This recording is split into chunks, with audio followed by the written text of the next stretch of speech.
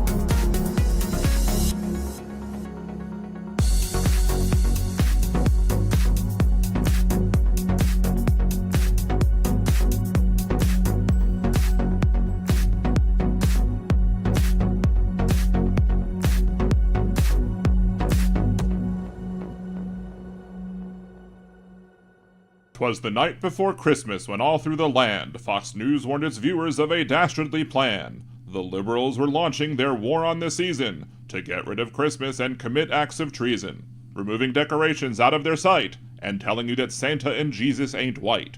Environmentalists who will come right after your soul. They hate all things Christmas, especially the coal. They'll sneak in your house all dressed in their flannel, and instead give the bad kids some new solar panels. They'll take up all decorations that please us. They'll even go after tiny baby Jesus. Now all these Fox lies cause such a frustration. Who would save us all from this misinformation? When live from the net there came lots of chatter. Could it be old St. Nick, or perhaps someone fatter? Broadcasting from New Orleans down in Louisiana, it was none other than Liberal Dan, coming to save the holiday season, busting through their lies with facts, logic, and reason. But I cannot do it myself, he exclaimed, so he called other groups, each one by name, on Christians, on Muslims, on Wiccans, on Jews, on Hindus and Buddhists and atheists too. Let's all spread the word and tell them indeed that there's no war on Christmas, just one on greed. So instead of joining this manufactured fight, listen to Liberal Dan Radio. Talk from the left, that's right.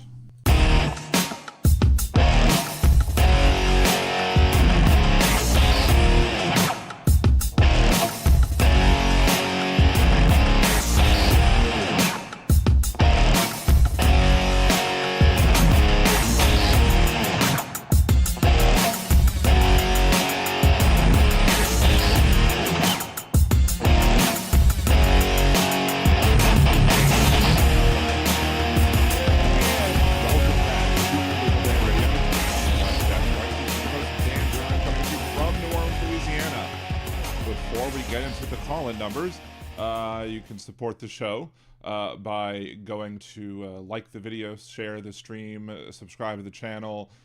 You can support the show for free with Twitch if you have Amazon Prime. Doesn't cost you anything, just have to resub every month. You can also buy Twitch subscriptions, YouTube memberships, become a Liberal Danimal for as little as $2 a month or more, depending on how much you want to support the show. There's super chats, super stickers, and on here on YouTube and bits over there on Twitch. You could also Venmo Liberal Dan. You could also buy me a cider. Go to liberaldan.com, click the Buy Me a Cider button. Also, you can become a Liberal Dan Radio patron. Go to patreon.com/liberaldan or patreon.liberaldan.com. Either way will get you there. And you can support the show on a month-to-month basis. And I just cleared out a whole bunch of space in my office so that my wife could back to her cricket. So it's very well possible that the people who hopefully ordered shirts might get them soon. I might have to double check and make sure I have the sizes right, but you know, well, we know what they say. It is what it is. Thank you, Donald.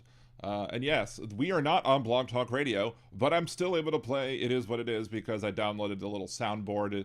It's not great. I think I might switch for the next show. We'll see. But I can now at least have a soundboard with some minimal sounds. We'll work on that as well. And when we let's see, am I quieter than usual? Is my voice quiet? Let me check my sounds. Just make sure that the microphone is doing what it needs to do. We can up the microphone volume a bit. There we go. Thank you, Nick, for gifting a membership. Appreciate you greatly. Does that sound better, Jolie? We got Melinda in Seattle is the beneficiary of the gifted membership. So again, thank you so much. Before we get into the fact that we are not on Blog Talk Radio anymore, we have, even though Blog Talk Radio is going the way of the dodo and not until the end of January, the last 2 weeks, or last 2 episodes, I think, the Blog Talk Radio has not worked well. So basically what I did on Blog Talk Radio is say, hey, they're going away. I'm not dealing with this anymore. But, you know, come over to Twitch or to YouTube, either way, and you'll be able to listen to the show that way. So there will be no more Blog Talk Radio episodes. We are done with Blog Talk Radio. Now, what about phone calls? Well, when I open up the phone lines, I will share with you the new phone number, but I want to get to a couple of new things first. Well, first and foremost, let's go ahead and welcome everyone in chat so far for coming in, being early birds. We got Michael, Josh, Mad Mac, we got the Mod Squad, Aaron and Jolie, Nick, to say Josh already, Suzanne, Jeff, Dean, I think we said Suzanne already, Arizona Sunflower, Melinda, well, Melinda just got the gifts. gifted membership. So there you go. All the people there, shout out to all of y'all. If you come in a little bit later and I missed you, we'll maybe say hello at some point later on. But before we get into the other exciting new thing that I was very excited about being able to set up, which is the phone number for the podcast, which is now a new phone number, and I haven't opened up the phone lines yet, so I'm not giving out yet. I was planning, I haven't done it yet. I was planning on making a bunch of videos, like a bunch of short videos, basically describing and talking about my displeasure with Kia. And I've ranted about Kia on the show before, Kia and Hyundai, because they're all kind of related. But it was amazing as I was going through like what videos I was going to do with this and what topics, I would realize, oh, I forgot that they did this too. Oh, I forgot that they did this as well. I forgot that they did this also. Like, so many things just came back into my mind that I figured it was probably a good idea just to, even though I'll have videos on this that people can share, if you want to share with your friends why they should never buy a Kia or potentially a Hyundai again. Back in easy for me to say, back in February of 2020, right before the pandemic really started to kick in, is when myself and my mother-in-law, or my wife and my mother-in-law, needed new cars. So we all went to, at the time, Ray brand Kia together and bought 2 new cars. And I put new in quotes for a reason. Not even 2 weeks after we bought the new vehicles, Kia was the victim of some issue.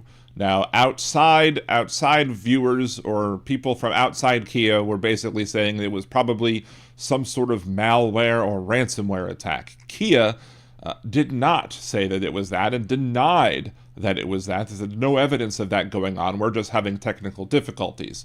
Now, I understand that sometimes corporations might not want to admit that they allowed themselves to become susceptible to a malware attack, especially a ransomware attack, because that makes you look weak security-wise, and potentially people might have issues with that. But, so I understand potentially why a corporation might not want to talk about all that stuff. But at the end of the day, it just is none of the reason if they can't be honest and forthright with us. And I do believe that they are lying. That is my strong opinion that they were lying and they were a victim of a ransomware attack. They should at least come clean about it and say what they're going to do to fix it in the future. So that was the first thing. Then, in 2021, you had a Seltos recall. And so the engines of all of the Seltos were called in. My wife had realized that she had a problem when we were coming back from Hurricane Ida evacuating. And we brought the car in because it was under a recall. Now, what happened? They held the car for a month because they're having difficulties getting the parts, and it wasn't like it was safe to drive. Did they automatically offer a rental car? Nope. Did we get a rental car? Abso-damn-lutely. I made them pay for it too, because there was no way I was going to sit there and be paying on a car note for a vehicle that I was not able to drive, or that my wife was not able to drive. There's no way I was paying that car note and not being able to use a vehicle. So you better give me a rental car, especially because it's a recall and it's your problem and y'all screwed up. Y'all have the technical difficulties. Apparently, there are other people who were subject to the Kia recall who didn't fight as hard for a rental, and those people didn't get it. And the fact that Kia itself didn't tell all of its, dealerships or service centers or what have you, that everybody who comes in should be getting a rental is, again, another reason why Kia sucks. Because if you can't use your car, you should get a rental. And especially if it's the fault of the people who manufactured the damn car. Third, Kia Soul hack. Everyone knows about this, or should. The Kia Souls were made in such a way that they didn't have the appropriate technology to prevent people to just, starting it without the key in. So anybody with a simple USB cord could hack into the Kias and take them over and drive and go around joyriding. And that's what happened to my mother-in-law's car. Went around joyriding. And so the fact that they produced a vehicle that was so poorly built that it could be easily stolen, another reason why you shouldn't trust Kia. Now, as we all know, back in April, my mother-in-law passed away, and we inherited the car from my mother-in-law. This is, I think, where most people here who have watched the show regularly will understand or remember this part. Kia Financial, which is basically under the umbrella of Hyundai Financial, sent us a letter demanding that my wife put in an application for credit so that she could take over the car note. They said that if she did not do this, that they would repossess the car. Despite the fact that we were making on-time payments, despite the fact that there was no reason why they should repossess the car, and despite the fact that we're still dealing with the fact that, very recently, that my mother-in-law passed away. Myself and my wife were both very upset, and all they could tell us is that if my wife didn't apply for credit to take up that loan, that they were going to repossess the car. And I say my wife because when we asked if I could also be on the application, because the application specifically X'd out the joint application for credit, the Kia or Hyundai or whatever it was said, no, it has to be her and her alone. Her income isn't, I'm the main breadwinner of the house. She makes money, but she would not be able to qualify for a car loan with her salary alone. It's not going to, would never happen. Would never happen. So this is, to me, shouting from the hilltops that it seemed to me like they were looking to steal the car back. And I say steal the car back because there was no good reason for them to repossess. We were paying the notes on time, etc. So we had to go take a loan out using the house as equity to basically pay off the car note so that they couldn't take the car away from us. I mean, how sick and twisted do you have to be to tell people that you're going to repossess the car that you inherited from your dead mother and dead mother-in-law, respectively, while you're mourning and ignoring the fact that you're making on-time payments, you're never late? And how dumb is it to not allow someone to use their spouse's income when picking up that credit? We didn't even want to risk having her try to do the credit by herself simply because of the fact that if they said no, what were they going to do? Run and take the car immediately? So no, F that. We didn't take any risks, and we made sure that we could keep the vehicle. Now, part 5 of this story is that now, when we inherited the car, I started driving and I noticed it had drifted to the right. And so it needed an alignment. Well, why did it need an alignment? It was just recently repaired from all the joyriding that went on, and my mother-in-law didn't really drive it much at that point because she was pretty much stuck in bed. She could walk around a bit, but she wasn't driving much of any place. I think she might have driven once or twice, but she did not drive it. There was no accidents or whatever. So we brought the car in saying, look, Ray Brandt Kia did not do the alignment, and they need to have an alignment done.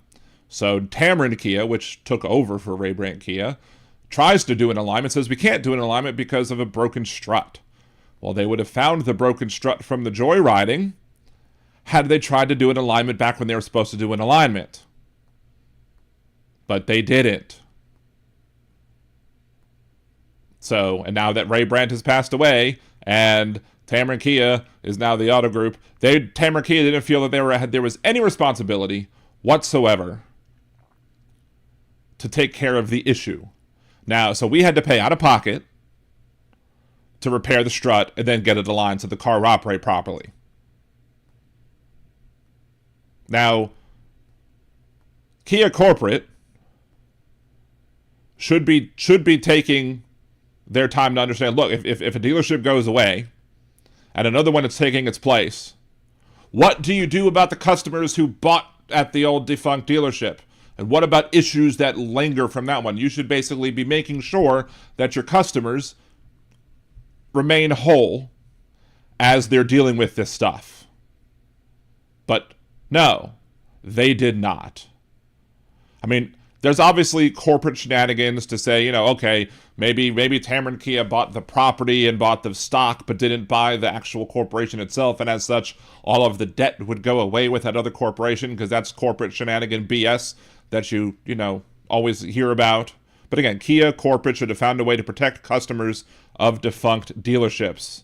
And they didn't, because they don't care about their customers. Again, remember when I put quotes in the new? Well, Tamron Kia decided that it might try to see if there was some sort of warranty claim that they could make. But when they checked the warranty, they said the warranty was no longer in effect. And I was like, that's bull.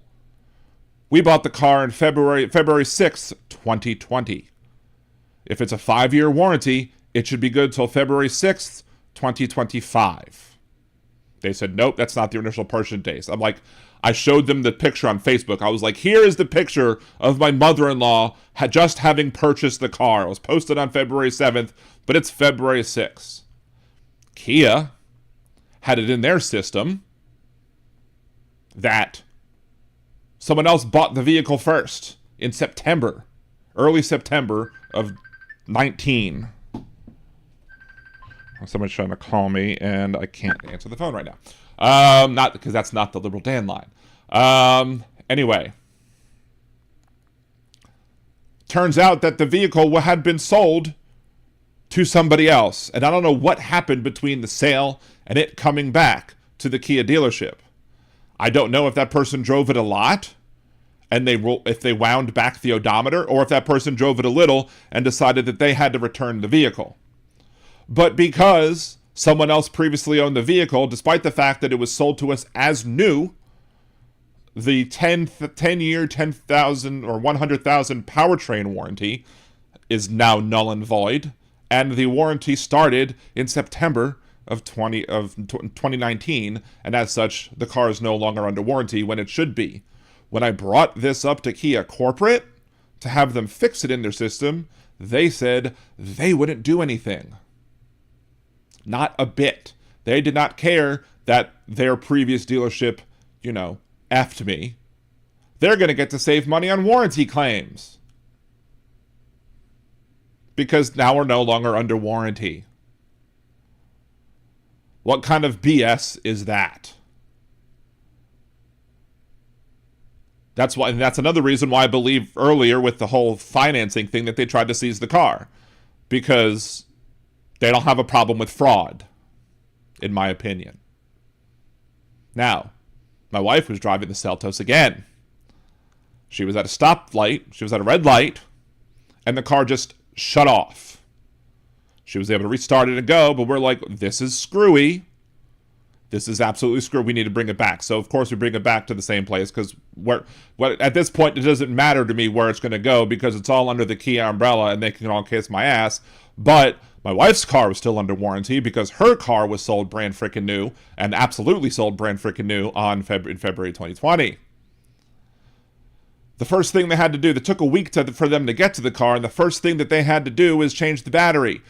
They told me the battery replacement would be $390. Now, there's only one person at that dealership who's worth a damn, and that person initially got on the case, or eventually got on the case and took care of us, and was like, look, buy another battery and bring it in and we'll install it, and then we'll check. And it turns out there was a transmission software issue, and that was the problem. So I went and bought a battery somewhere else for like $170 instead of $390, and then they had to put it in the car. But again, Kia is trying to rip you off by selling you ridiculously priced, expensive-ass batteries when you could buy a cheaper one and a better one.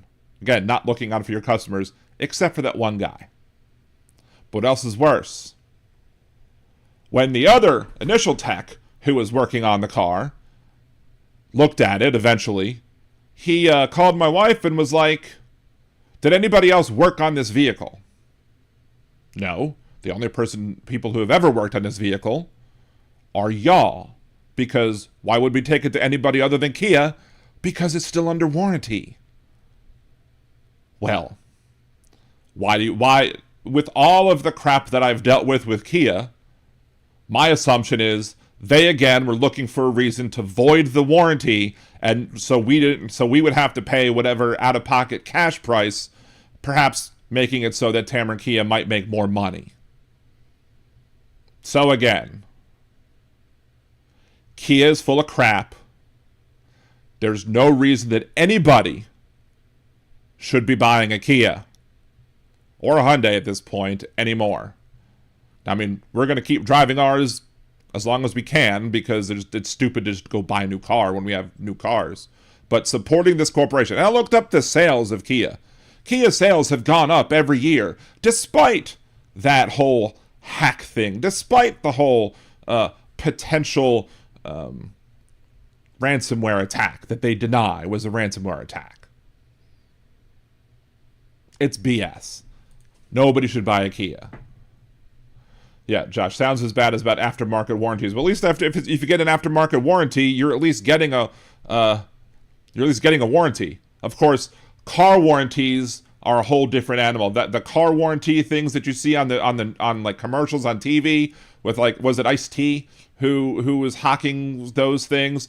I would never buy one of those because they sound just about as scammy as home warranties are, and home warranty companies are absolutely ridiculous. Yeah, Nick Rich, buying a used car is sometimes the best bet, sometimes.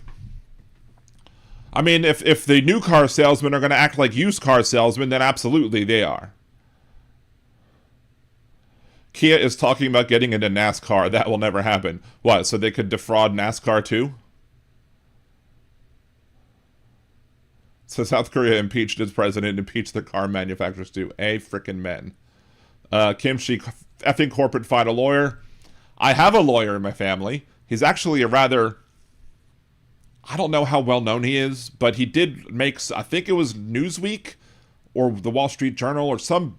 Newsweek before it became shitty. Or... Was that Newsweek? I don't know which one. But there was one of them that became a crappy... like sort of almost like a tabloid newspaper at this point, or magazine. But he was actually had some huge settlement that he was responsible for, and, you know, made waves in at least legal circles, if not in national circles. But I emailed him, and he was basically like, you should take them to small claims court, and then maybe they'll settle in small claims court. But I don't even know if that's even worth it, because I don't have anything that's really actionable right now except for that bit of fraud that I would have to prove. Now, if they denied me a warranty repair, absolutely. At that point, I would probably take them to small claims court if it was before February 6th of next year. Hopefully I don't have to deal with that. But yeah, somebody said, Kimchi, wait, where is the insurance company? Good question.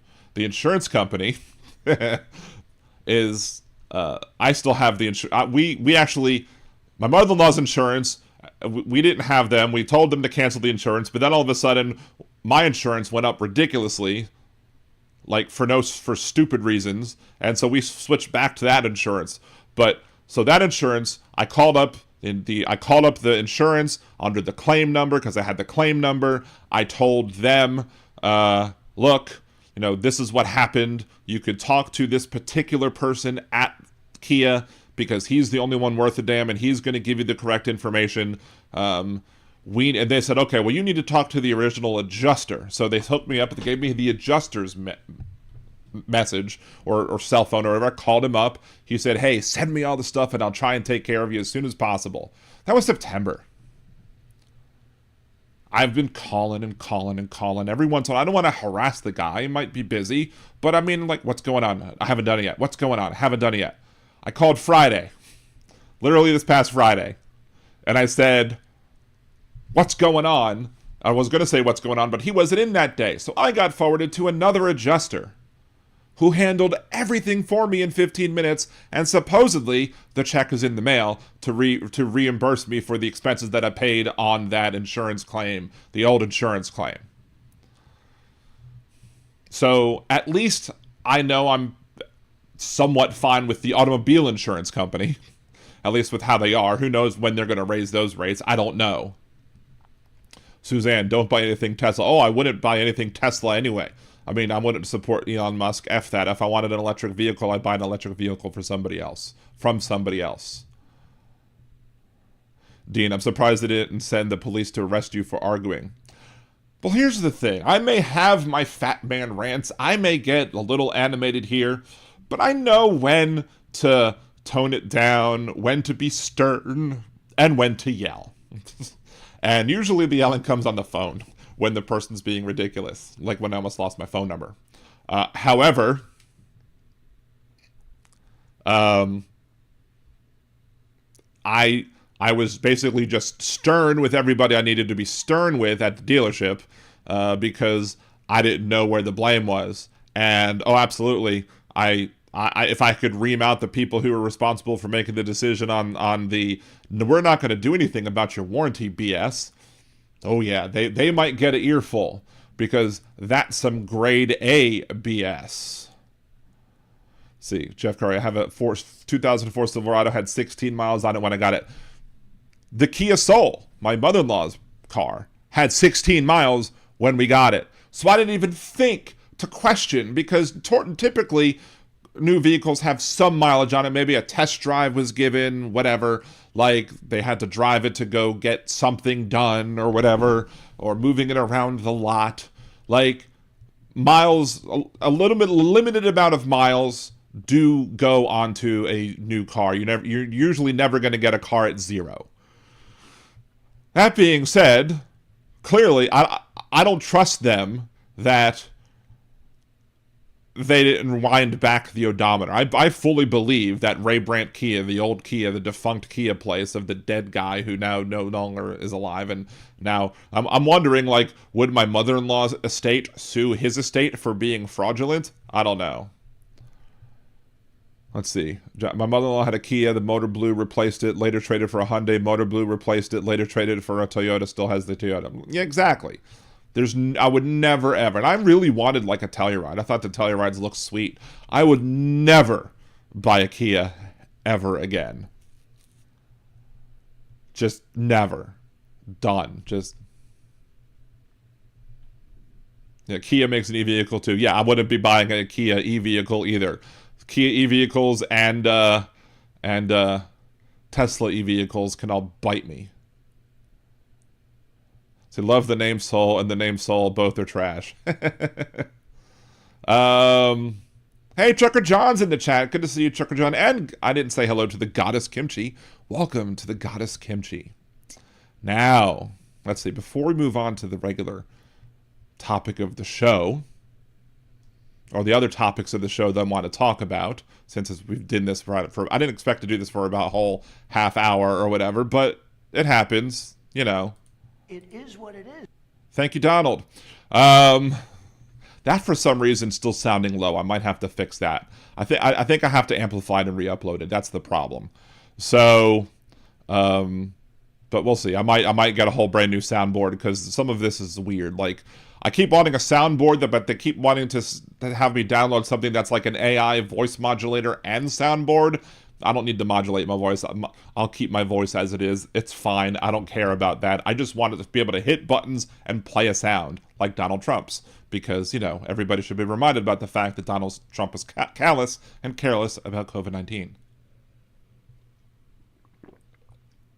My regularly scheduled topics, like healthcare, all the healthcare stuff. But before we get to that, I think it was Wednesday, maybe it was Wednesday, after the show, because I was tired of Blog Talk Radio's phones not working, and I knew I had to get a new Google Voice anyway.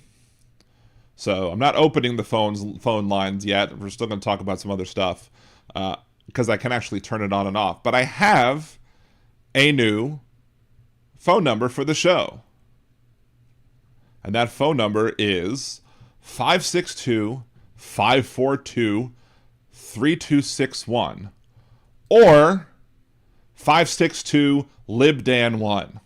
That's right. I managed to get a phone number that's 562-LibDan1. I was so excited when I was able to get that to work. I was so happy. Let me tell you.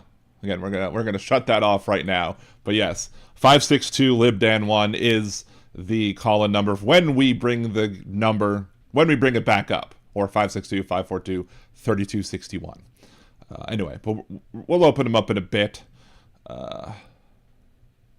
See, Trucker John, all car manufacturers have horror stories. Yeah, that's true.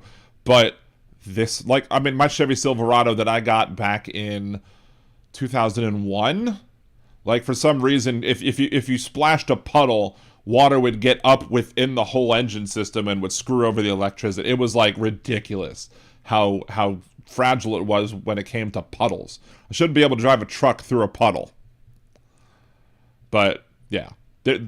I understand, like, all corporations in general have issues, as we've learned, talking about, you know, the whole United Healthcare. I don't like calling them United Healthcare because they don't care and they don't give health care. They sell an insurance product that they care more about profits. It's profit care. United Profit Care is what we should call it. But yes, 562 LibDan1 is the number. It wasn't even a lowrider truck. It was a regular-sized Chevy Silverado 1500. Regular factory tires, nothing fancy about it, just your generic old red truck. And if you splashed water, it would just go up all in the engine, screw up with the distributor cap or whatever the problem was. It's been a minute since I had that vehicle, but yeah. Yeah. Terrible. Anyway, but the phone lines are not open yet, so because I have it on Do Not Disturb right now. I do want to talk about a couple of other things. Maybe the first issue. Oh, actually, why not? We can turn it off now. If you want to call in, you can call in, and you can test it out if you want to, and I'll put the call-in number back up here. Again, 562 LibDan1 is the phone number. Again, super duper excited for me to be able to have that. Let me go ahead and turn off the main volume so you don't hear the actual phone ringing. So let's see. Things we wanted to talk about. There was an opinion piece written by, do I not have the access to it anymore? Did it close up? Yeah, unfortunately. Unfortunately, they don't want me seeing the United Health Group CEO. United Health Group CEO, because there's United Health Care, then there's United Health Group. United Health Care had its own CEO that got murdered. A United Health Group CEO, his name is Andrew Whitty. And Andrew Whitty has come up with things that are not very witty. He wrote to the New York Times, as Brian Thompson's... God damn, this thing is... I hate the New York Times paywall, but you can't see it any other way.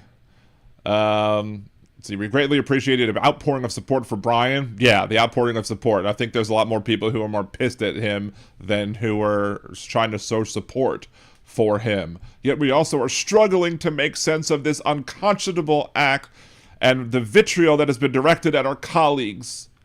You wonder why the vitriol is happening with your colleagues, eh? The vitriol is happening at your colleagues because United Health Group is putting profits over the people's health, the people that they're supposed to be insuring. The people of United Health Group are nurses, doctors, patient and client advocates, technologists, and more. They all come to work each and every day to provide critical health services for millions of Americans in need, except we've denied the most. Let's see, here we go. We got our first phone call coming in, and you're not hearing the ringing, but I am. Let's see. There we go. Oh, I have to hit accept one. There we go. And we have Mike on the phone. Welcome, Mike, to Liberal Dan Radio. Talk from the left, that's right. How are you today? Can you hear me? Did you hang up? Did I hang up on you inadvertently? I don't know. Technical issues. I'm sure we'll figure it out. Call back, Mike. I don't know what happened. So anyway, but yeah, the main thing that stood out from me from Whitty's post that he made. Let's see. Dean Baker, corporations easily could do the right thing, but it literally makes them gag. Yeah, pretty much. All right, here we go again. We're going to try. There we go. Do that.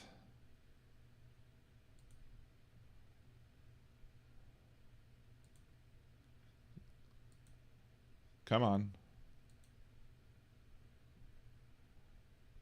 That's weird. Did it work? Can you hear me, Mike? No. All right, I'm just going to turn it off right now. For some reason, it's not working. I don't know what the deal is. I'm hitting the right button, and it's just immediately hanging up after I press the 1. So I don't know what's going on with that. We'll have to fix that. Maybe we'll turn it back on in a little bit. But again, this is a work in progress. I have the number, and I tested the number the other day and made sure that it worked. I don't know, for some reason it's not working now, and I don't know why. So we will figure it out. Anyway, CEO, United Healthcare Group, Andrew Whitty says, "We will continue to guard against unnecessary care." That's the line that stood out to everybody. Why is vitriol being sent to the people who work for United Healthcare? And look, if I was mad, when I'm mad at my health insurer or anybody else, really anywhere, I may have an elevated voice, but I always make sure to tell the person, look, my voice is elevated and I'm very frustrated. I understand it's not you. You're not the person making these terrible decisions. You're not the person who is responsible for screwing me over. That's somebody else. Unfortunately, they're screwing me over, and you are my direct line between me and them. So you're going to have to deal with my frustration. I'm very sorry about that. I'll try to be as nice as possible. Only when they start getting snippy do I start getting snippy back. But yeah, United Health Group is getting vitriol because you don't just guard against unnecessary care. The amount of claims that you've submitted is more than any other individual health insurance company. Now, one thing I was going to look up and I forgot. Maybe I could look it up right now. United Healthcare denied claims. We're just going to look that up and search that up. United Health Group, however, says it approves about 90% of medical claims upon submission, and about 0.05 of the claims required further review are due to medical or clinical reasons. But according to Forbes magazine, waiting for this thing to load. But anyway, it's very well possible. All right, now it's finally loaded. There we go. The bullet casings from the ammunition and killed United Healthcare CEO Brian Thompson had 3 words written on them: deny, defend, depose. The words allude to the strategy that some attorneys and critics have used to describe the tactics by health insurance companies to deny making payments on claims, and the most... is Forbes going to be stupid as well? Looks like Forbes is going to be stupid as well. Another frickin' paywall. Insurance giant tactics have frustrated patients. Major protests at the company's subsidiary Optum headquarters attracted roughly 50 demonstrators, 11 of whom were arrested. I'm not going to be able to read it because of frickin' paywalls. But anyway, one thing that I think is what that should be taken into consideration, perhaps, is I don't know if that's the number of claims that they deny, or if it's the amount of money that has been denied worth of claims that is comparable. And because United Healthcare is like the 5th biggest company in the United States, period, what percentage of those denied claims of the overall claims are being made versus the other companies? So it may very well be possible that United Healthcare denies more numbers of claims and denies more amounts of dollar amounts worth of claims compared to their competitors. But it's also very well possible that their other smaller competitors may deny more claims, like numerically based compared to the number of overall claims received. It's very well possible that those smaller companies could deny more dollar amounts claims as compared to the overall dollar amount total of claims submitted. So therefore, they might be denying a higher percentage. So it's very well possible, and I haven't gotten the information yet, that being insured by these other people, you may be more likely to be denied coverage for a claim under those other companies than this one. So I don't want to make it seem like United Healthcare is bad and everyone else is good. No, they all suck. That's the overall point. That's why people are so mad. That's why people are pissed the frick off about these things. Yes, United 32%, big hook, 32% claim denial. The only way to fight is with a lawyer, and that still costs you money. Exactly. And in places like Louisiana, if you're making like a malpractice claim, I don't know if this is the same thing if it's like an insurance claim, but if you're making a malpractice claim, you have to go to a medical review board first. They don't have to rule in your favor, but you have to go to the medical review board first. And normally, attorneys won't take the case if the medical review board says, we don't see anything wrong with what the doctor did. We dealt with that too. Let's see. Health insurance costs are outpacing inflation. Let's just try and scroll down a bit further. This is being slow, unfortunately. Let's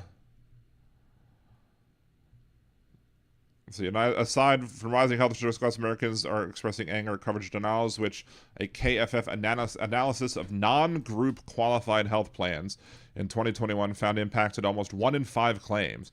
However, their study found denial rates varied considerably by insurer, as low as 2%, while others were as high as 49%, and we're opening that up in a second. Most insurance companies are using AI to review claims and issue denials, which isn't always obvious to consumers. The shift to AI-based reviews has sparked lawsuits against insurers, with United Healthcare sued last year by families of 2 now deceased customers who allege the insurer knowingly used a faulty algorithm to deny patients coverage for extended care deemed necessary by their doctors. With AI tools on the insurance side, they have very little negative consequences for denying procedures. We are seeing high denial rates triggered by AI, and on the patient and provider side, they don't have the tools to fight back. So let's load up. We're loading the KFF. Let's see.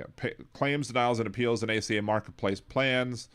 Is there a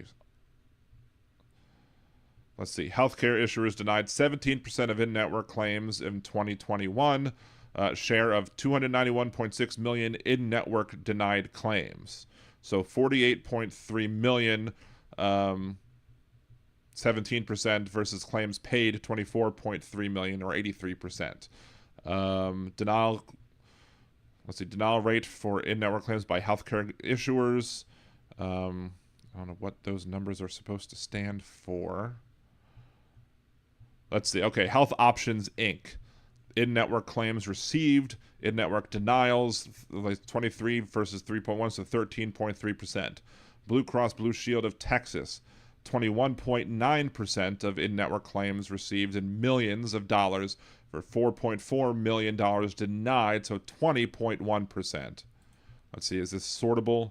Yes, so the top one in the group is the Celtic Insurance Company in the state of Florida, which only has 5.2 million claims received, but has denied 2.2 million of them, a 41.9% denial rate. Let's go ahead and go to the alternate screen so you can see what I'm looking at. Blue Cross Blue Shield of Texas, 21.9 million network claims received, 4.4. Let's sort by most. And there's really not, I'm not really seeing United Healthcare up here in this chat, but maybe they just don't have a lot of ACA plans. I don't know. But this is 5 million in-network claims in 2021. So who knows? But anyway, Blue Cross Blue Shield of Texas, 21.9%, or 20% of all claims. Blue Cross Blue Shield of North Carolina, 13.7% of all claims as compared to dollar amount, not number of claims denied. Bright Health Insurance Company of Florida, 5.7% denial rate. But let's see, but you could also sort by here and say, okay, Blue Cross Blue Shield of Texas has the most in dollar amount claims denied, where Blue Cross Blue Shield of Texas comes in third after Alabama and Celtic Insurance Company for the percentage denial rate. So as I was saying, you have examples of people who are getting their claims denied as a dollar amount versus the overall number of claims or whatever that are taking place, as a percentage. So then there's actually the number of claims as well, which would be a completely different metric that you would compare against. So we're back on the regular screen. what other average denial rate in claims by healthcare.gov issuers? Most of them were in Mississippi, 38.1%, Texas, 20.4%, Georgia, 28.9%. See, reasons for in-network denials. Denials for lack of prior authorization or referral was 8%. Let's flip back over to here again. 8% was because of lack of prior authorization. 13.5% for excluded services. 0.3% were denials for medical necessity. For behavioral health, 1.7% were denials of medical necessity. All other services, and then all other reasons were 76.5%. So that's not necessarily great. Let's see. Highest QHP reported shared denials for medical necessity. Cigna, Blue Cross Blue Shield of South Carolina. Plan levels. So there's plan levels here. So two South Carolina plans, they're roughly averaging the same at 7% of denials for medical necessity. Denials for prior authorization. Celtic rears its ugly head again. Better of Peach State Inc., their gold HMO denied 18%. So did Molina Healthcare of Florida. Do we notice a trend going on here that a lot of these claims and denials are taking place in what? Red states? What? Are you shocked? I'm not shocked. Not at all. Customers rarely appeal denied insurance claims. See, denied claims not appealed represent 99.8% of all claims versus 0.2% of denied claims that were appealed. So, and of course, the people don't really understand perhaps that they could appeal, and they're just choosing not to, or not. They're not even choosing not to. They could appeal, and they're not appealing. Maybe because the process doesn't seem appealing in and of itself, right?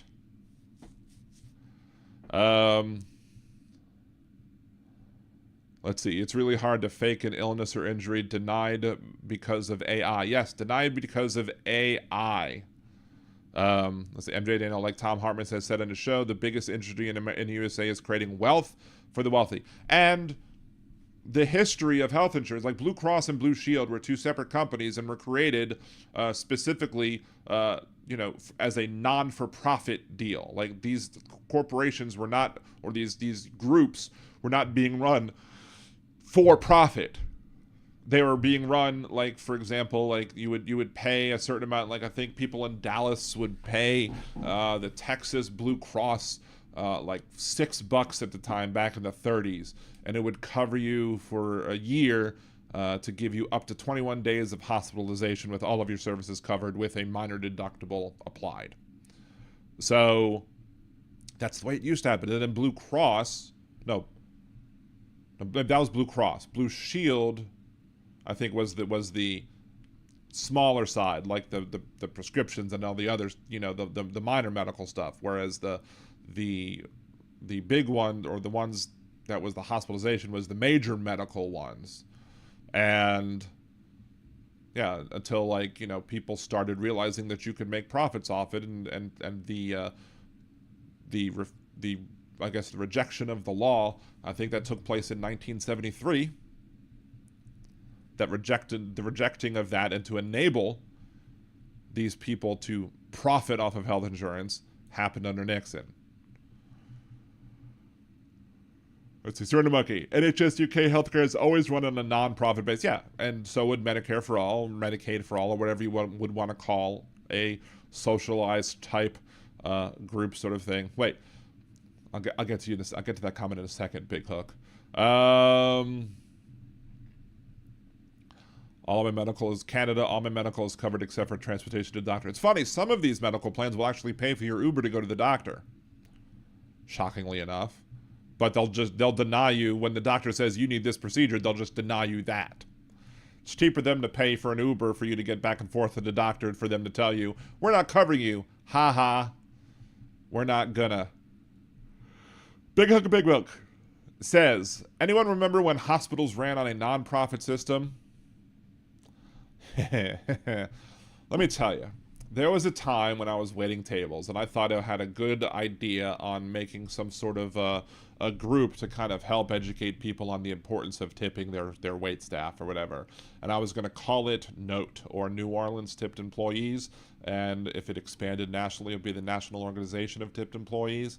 And the idea was that we would, maybe get places to,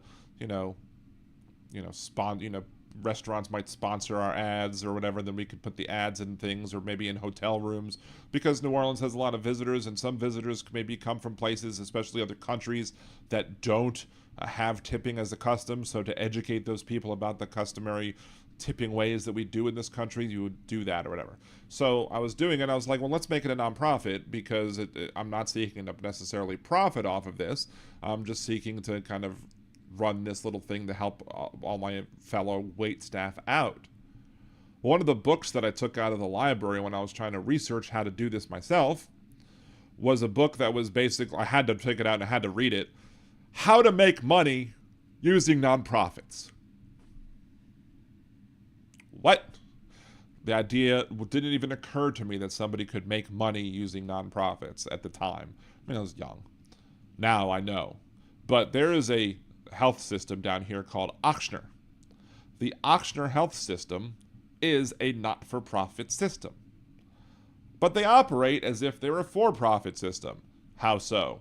Well, they're using their money to acquire properties. They're using their money that they bring in to pay exorbitant salaries to their CEOs. Basically, what normally would be paid out as like maybe stock benefits or whatever to the people and of the higher ups, instead of getting all that, because it's a nonprofit, they're just getting paid ridiculous amounts of money and being operated as if, again, they are a for-profit corporation, even though they are technically not for profit. So the idea that not for profit is going to protect anybody is just no.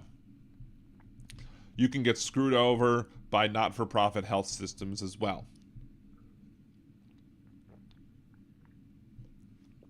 And one of the things that I would bring up is that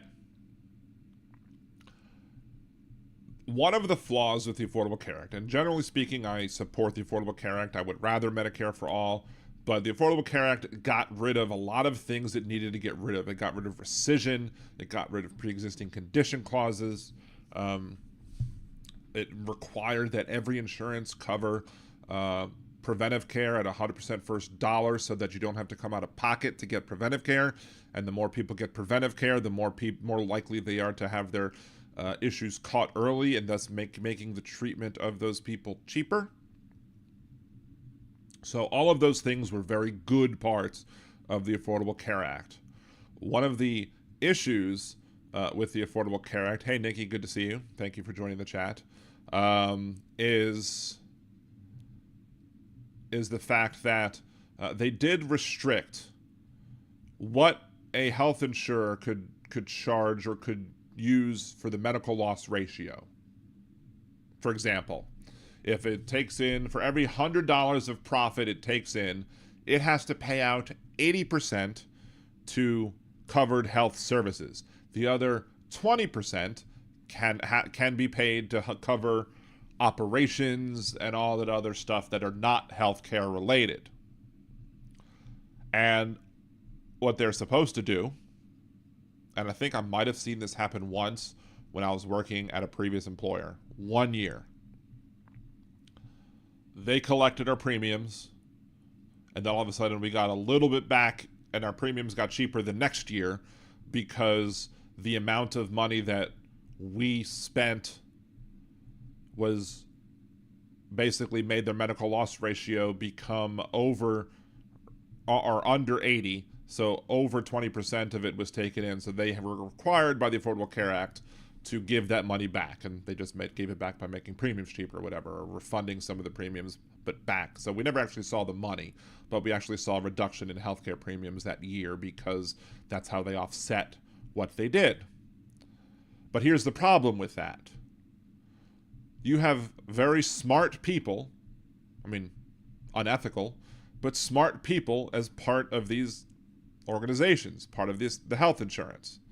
So what do I do? If that 20% is not enough money for me, if that 20% is not enough money to make all my investors happy, if that dollar amount that equates to the 20% is not enough to, make the stockholders happy, make the executives happy, pay the employees a pittance more than what they got before or whatever, just stringing them along just in case. Thank you for the super sticker, Nikki. Appreciate you.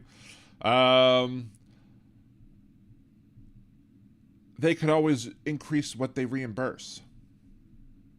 So let's say, for example, I have a claim.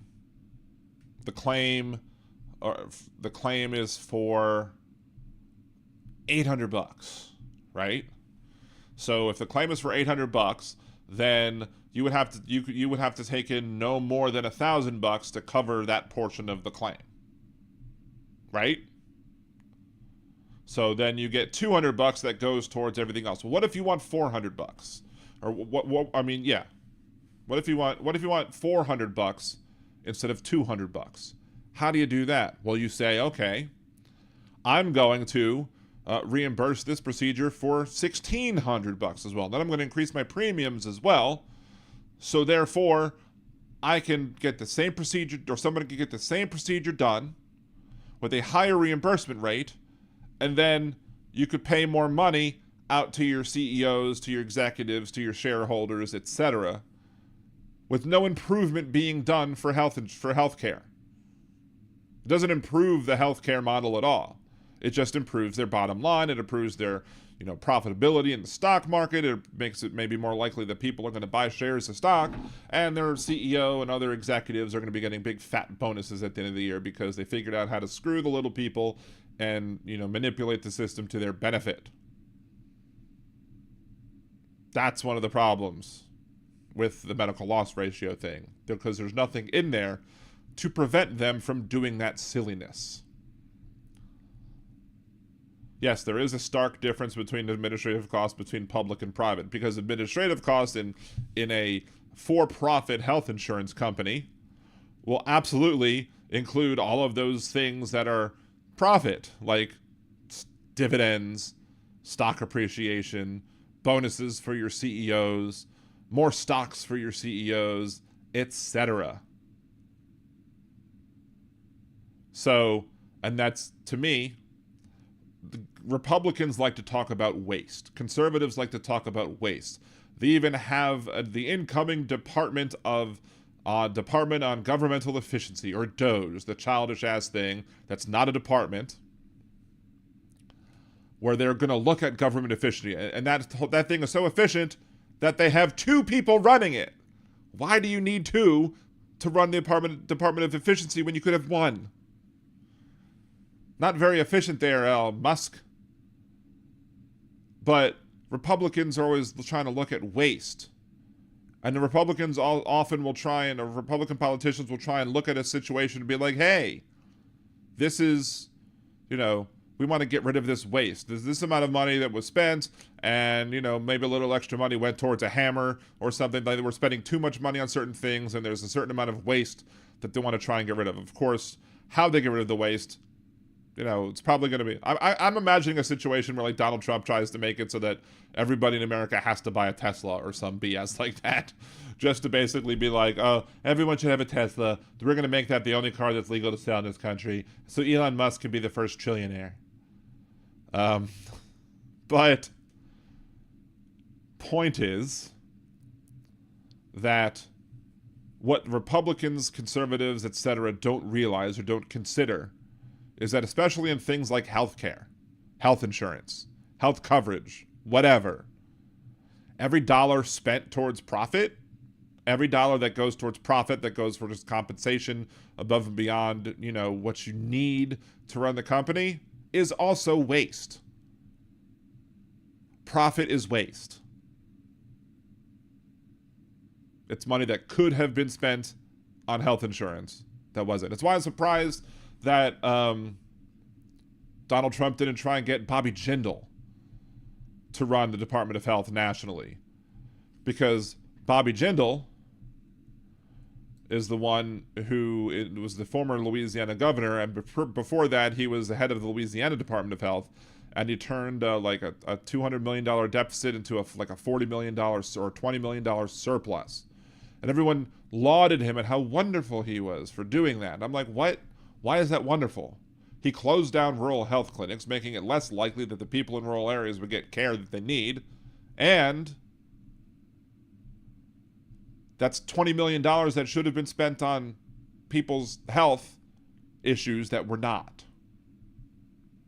So running a surplus in a government-funded healthcare agency is not a good thing. It's a bad thing because more people could have gotten treatment that they needed to help them survive. And remember back in the day when we were having the whole Affordable Care Act debate, when we were debating Obamacare, and they brought up death panels. Ooh, we're going to have death panels now with the Affordable Care Act. And there were even people who put the idea that these things were death panels. My congressperson at the time, who was a Republican, briefly in there for 2 years, because the previous Democratic congressman was a corrupt a-hole, but there was no way, so there's no way that he was going to win. But, you know, and there was no other way that the other people were going to win. Like, I voted for the guy Malik Rahim because he seemed like a good person and trying to do the right thing. But, you know, that doesn't get you very far in politics now, does it? So that guy, Joseph Gao, who's a doctor here in the New Orleans area, was pointing to a particular section of the legislation that he was calling death panels. And I stood up at one of his things that I had a recorder on, and I was basically saying, what you're pointing to, this section that you're pointing to, and you're saying are death panels, all that is the section on medical loss ratios. It's not a death panel. That's deciding on what can go for medical loss or not. And yeah, there's probably the whole formula with medical loss ratios and how that can manipulate it is obviously a problem. But the problem is also that they're not death panels either. And of course I called him out on it, and he said, "You are much, much smarter than I am." And I got that on recording, and I would play that over and over and over again on my terrestrial type radio show when I was on 990 AM here in New Orleans. I got a big kick out of constantly playing Joseph Gao saying, "You are much, much smarter than I am." And then I went to the next town hall and they recognized me and they wouldn't get to my question. Because they didn't like the fact that I was calling him out on his bullshit. Because that's what it was. Bullshit. But why is Brian Thompson, why was his department and his underlings, why wasn't those denial of claims called death panels? Those are the death panels. The people who can't get the needed care because they're putting profits over people's health. That's a death panel right there. You got your death panels. It just didn't come with the Affordable Care Act per se. It came with the private insurance providers who are not providing much of anything to the people who have lost relatives.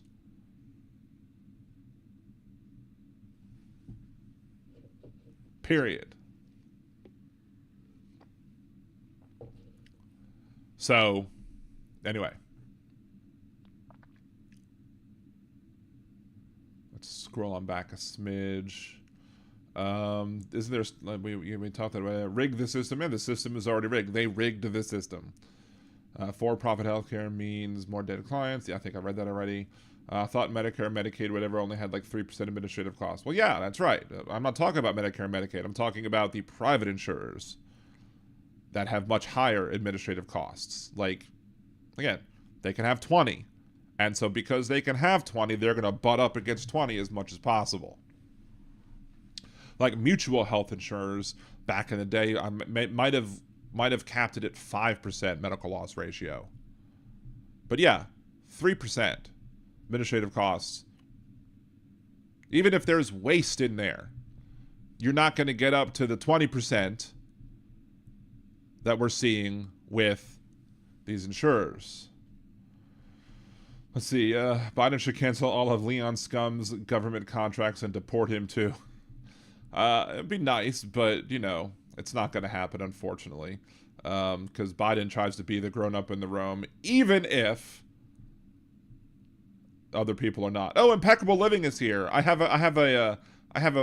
made sure to upload this to my soundboard too, so you could hear it. Oh my. There you go. You have the oh my, just in case you start talking about all of the fun you have. I can be able to say oh my, but I don't have to say it myself. I can just have George Takei do it. Oh my. So let's see, Nikki Oliver, they are trying to pass a law in Missouri called the Trump law that says convicted felons can run for office. Disgusting. Well, I mean, I used to be had the thought. Some reason I thought way back in the day, I learned in my schooling that you couldn't be a felon and run for president. I thought that was a true statement. One of the reasons I joke around that maybe I came from Earth 2 and I switched dimensions, and maybe over on Earth 2 they did have a law preventing felons from running for president. Unfortunately, we don't have a law about felons running for president. But yeah, I'm not surprised that they're going to try and make it so that more people can run for office. I mean, you know, the J6ers, they need to be able to run for office, right, to support Donald Trump. And if you're a former felon, if you're trying to run for a lower office, they're going to get screwed over as well. See, COVID-19 proved a death panel at the ready. Well, that's true too. And Donald Trump didn't care about it. In fact, he said, It is what it is. When it was asked about the deaths that took place during the pandemic, because he was an irresponsible steward, or I use this term steward lightly, to describe Donald Trump and his actions during the pandemic. Let's see. It's kind of sad that Putin, the only trillionaire in history, is the one of the people like Musk and Trump look up to because they do not value anything but money. Is Putin really a trillionaire, or is it just the fact that he runs Russia and as such he's claiming ownership of everything? Strucker John, the death panel's argument made during the ACA debate was just more GOP projection. Absolutely. But again, they will never say that these private insurers are actually running death panels, because they don't want to go against corporate stuff, because they lick the corporate boot. In fact, when basically all of these people there are many people that have had to tell, when you lick the corporate boot, you're not supposed to deep throat it. You're not supposed to deep throat the boot. Hey, Janelle, good to see you. Hey, Roxanne as well. Good to see you too. And Robin. Yes, oh my. Yeah, Putin. I'm sure Putin is very rich, but still, I don't know if he's let's Google that. Is Putin a trillionaire? Is Putin one of the world's secretly one of the world's richest men? He has assets totaling up to $200 billion. Who's the closest to being a trillionaire? Right now, Elon Musk is on pace to become the world's first trillionaire by 2027. So yeah, he'll become a trillionaire during Trump's term. And it might even be quicker thanks to Trump. So yeah, Putin is not necessarily a trillionaire. He does control minerals, metals, and oil resources that are worth $75 trillion. This other place says he's the world's only trillionaire, but I don't believe that it's correct, because I believe that he officially owns enough of that as part of his own personal wealth. Now, maybe that's splitting hairs, because if he runs Russia like a dictatorship, then anything that Russia has is his. So, and no one's going to question him because he's a despot, strong arm, whatever. So, you can maybe consider him a de jure, de facto trillionaire, even if he's not a trillionaire in actuality, in actual assets that are held. But actual assets that are held, he's not a trillionaire, even though he might control trillions that he can spend as he wishes, because no one's going to question him. In that case, Donald Trump may very well be the same way, because he's going to control trillions. And he'll be able to use it without anybody questioning it. Something else interesting that I want to bring up about Mangione, Luigi Mangione, before we bring up the other issue of the taken babies. And you might be wondering what the taken babies thing is about.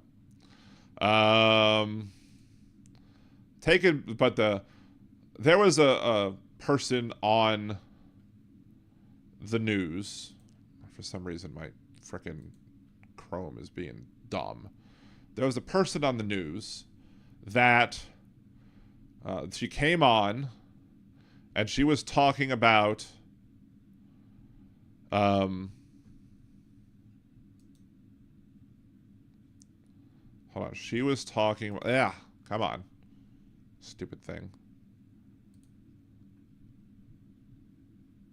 She was basically talking about on the news that Luigi Mangione, any lawyer worth their salt, or I don't know exactly how she worded it, and I couldn't find the specific video at this point because, you know, there's so many other videos now that are dealing with the fact that this person who was on the news basically saying any attorney worth their salt should be able to get Mangione off on a defense of not guilty because of temporary insanity.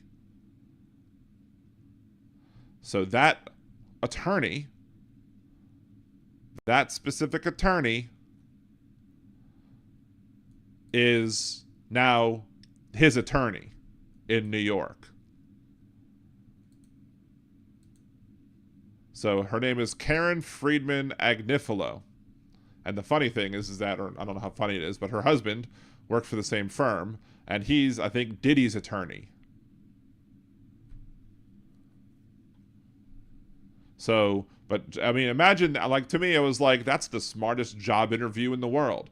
If you want to be the attorney of this individual who is clearly, you know, the son of wealthy parents, you think they might be able to pay you a good bunch of money to defend their son. What better way to try and interview for the job or basically advertise yourself for the job is to be a former New York attorney or district attorney, assistant district attorney, I think she was. She worked for she worked for the AG's office in New York. Come on the news, use your bona fides or whatever you call it to basically explain why you think any attorney should be able to get him off under a guilty reason of insanity plea. And then she becomes the attorney. So they're like, oh, we like this person. This person seems to think that we can win the case.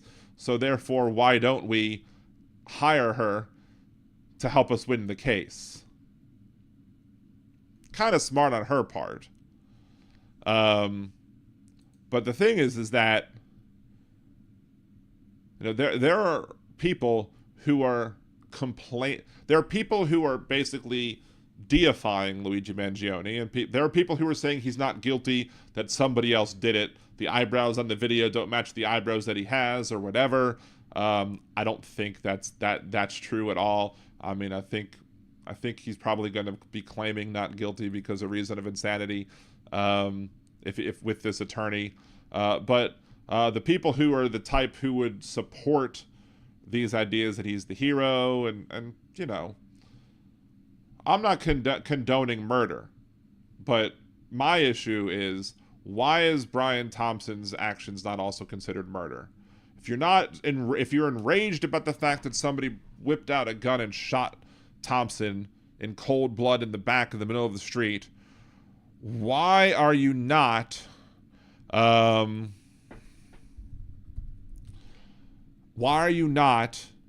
considering what United Healthcare does to be the same thing?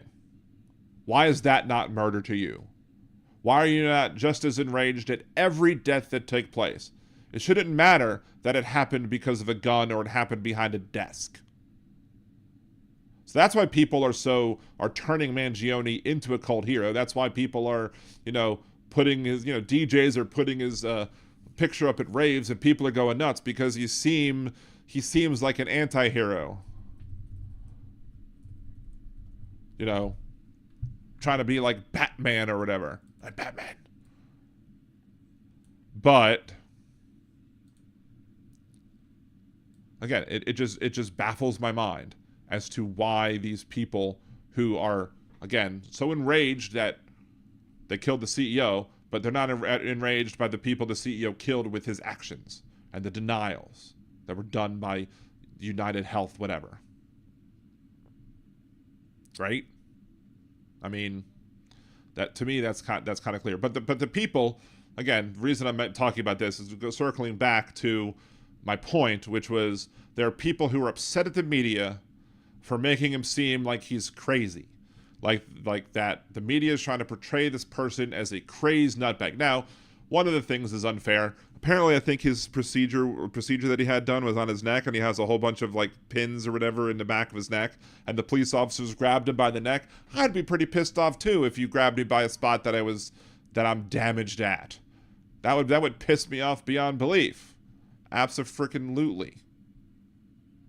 But the people who are complaining that the media are trying to portray him as some crazy somebody acting like a lunatic, somebody acting crazy, well, guess what?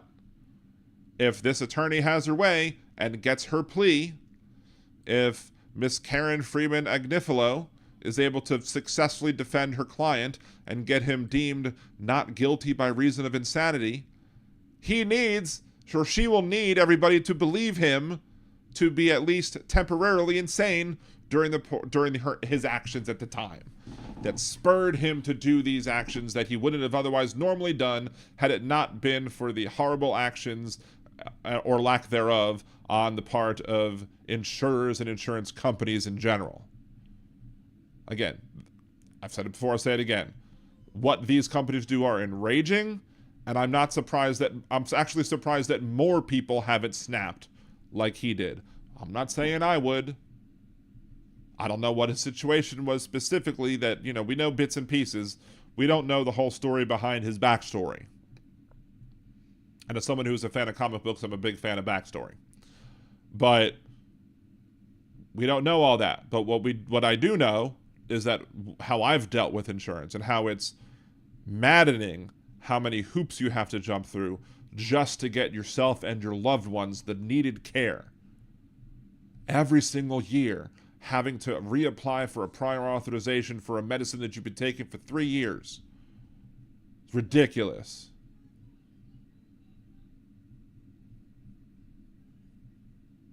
Say, Josh, it's the same hypocrisy as pro-life, pro-gun folks who don't want free school lunches. I was bringing that up. I brought that up the other day in a similar post. And kind of on this, it was basically on this, but basically that there are people who will go to church on Sunday and listen to the preacher talk about how Jesus cured the sick and fed the poor. And then their other 6 days of the week, they spend fighting people who want to cure the sick and feed the poor.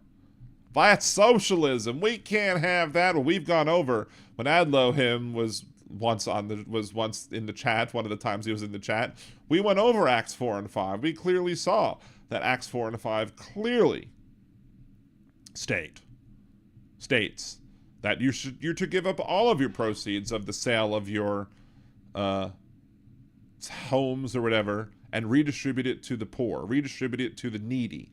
Give it to those who need it the most. And what happened to those who didn't and were not honest with the amount of money that they received as the proceeds of the sale of their property, according to Acts 4 and Acts 5? They kicked the bucket, i.e. the punishment for not giving up everything was death. But they want to say that it's not that's not advocating for socialism. No. It's advocating for feeding the poor and for curing the sick. It's advocating for redistribution of wealth to make sure that nobody is in need. I wouldn't care about how many billionaires we had in this world if everybody's basic needs were handled and met. If everybody could get health care, if everybody had a place to live, if everybody could eat, if everybody had clothing, and everybody could get around as they might need, I don't give a crap at that point.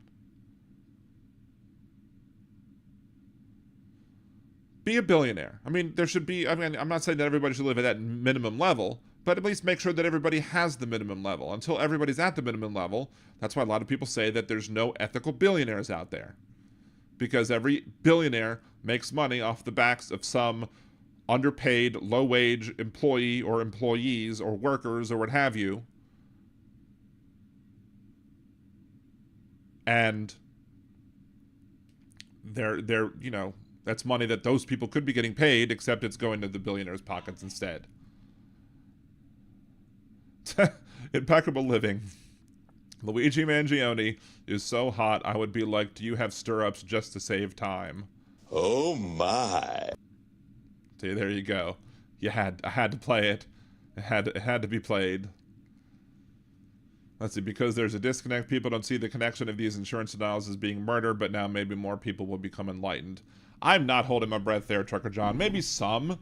There are actually some people who were posting, like, I think it was either on Ben Shapiro post or one of the other horrible people that is a right-wing pundit or whatever. I always forget one of the guy's name, and I shouldn't, but whatever.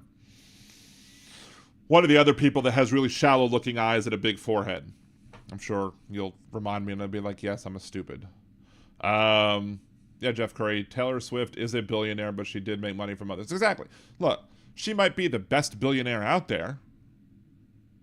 Like, she should be, if we're going to go guillotining, she should be at the very end of that line. She does a lot of good things with her money. Of course, I kind of brought up this point too, that the amount of money that she gave to charity when she, like, it was in New Orleans, for example, was akin to me giving like $1 or less to charity. I mean, it's a nice gesture, but in the grand scheme of things, it's not. To her, it's not a lot. Let's see. If that's called equity, Dan, funny how crime decreases immensely when there's equity. Exactly. But they don't want equity. They want to be able to throw people in prison so they can get cheap prison labor from them. And we're going to see more of that when Donald Trump is president. Let's see. Probably because Jesus did all that without using any tax money. Maybe. But still, it's still it's still redistribution of wealth, even if it goes through a church or it goes through a government. So, but yeah, there are some people who are on that conservative post about this, talking about the leftists complaining about the bad actors in the insurance industry, and there are some conservatives who jumped on and said it's not just leftists who are pissed off at these people.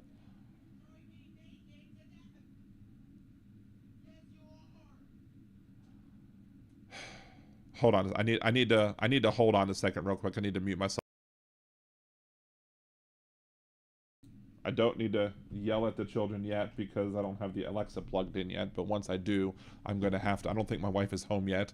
She's on a mom's night out, and the kids are yelling at each other, and it's ridiculous. So once this loads, I'm going to have to mute myself a second and yell at the kids. Because I can hear them through the closed door. I can hear Thomas fussing at the closed door. So thank you, Jolie, for showing that. Yes, you can support the Liberal Dan Radio Show by doing lots of things. There are many free ways to do it. I've noticed some of y'all commenting in the chats, and not the chats, but on responding to videos that I've made, and I appreciate y'all doing that. It's great. That's one way to support the show. Get the algorithm going. Get hits and impressions and stuff like that. The more action that takes place on a thread, the more the algorithm will push it to other people and say, oh, they might want to see this too. That's kind of how things grow. That's how things will grow.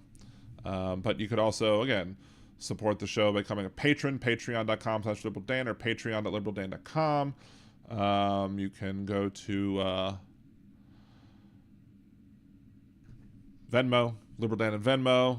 You can be a member here, Liberal Danimal, here on YouTube. You can go on Twitch as well. All right, let me go ahead and mute myself and yell at the kids.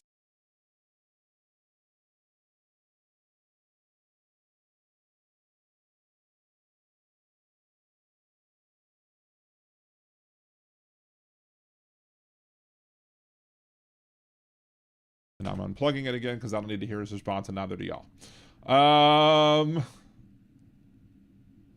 Let's see.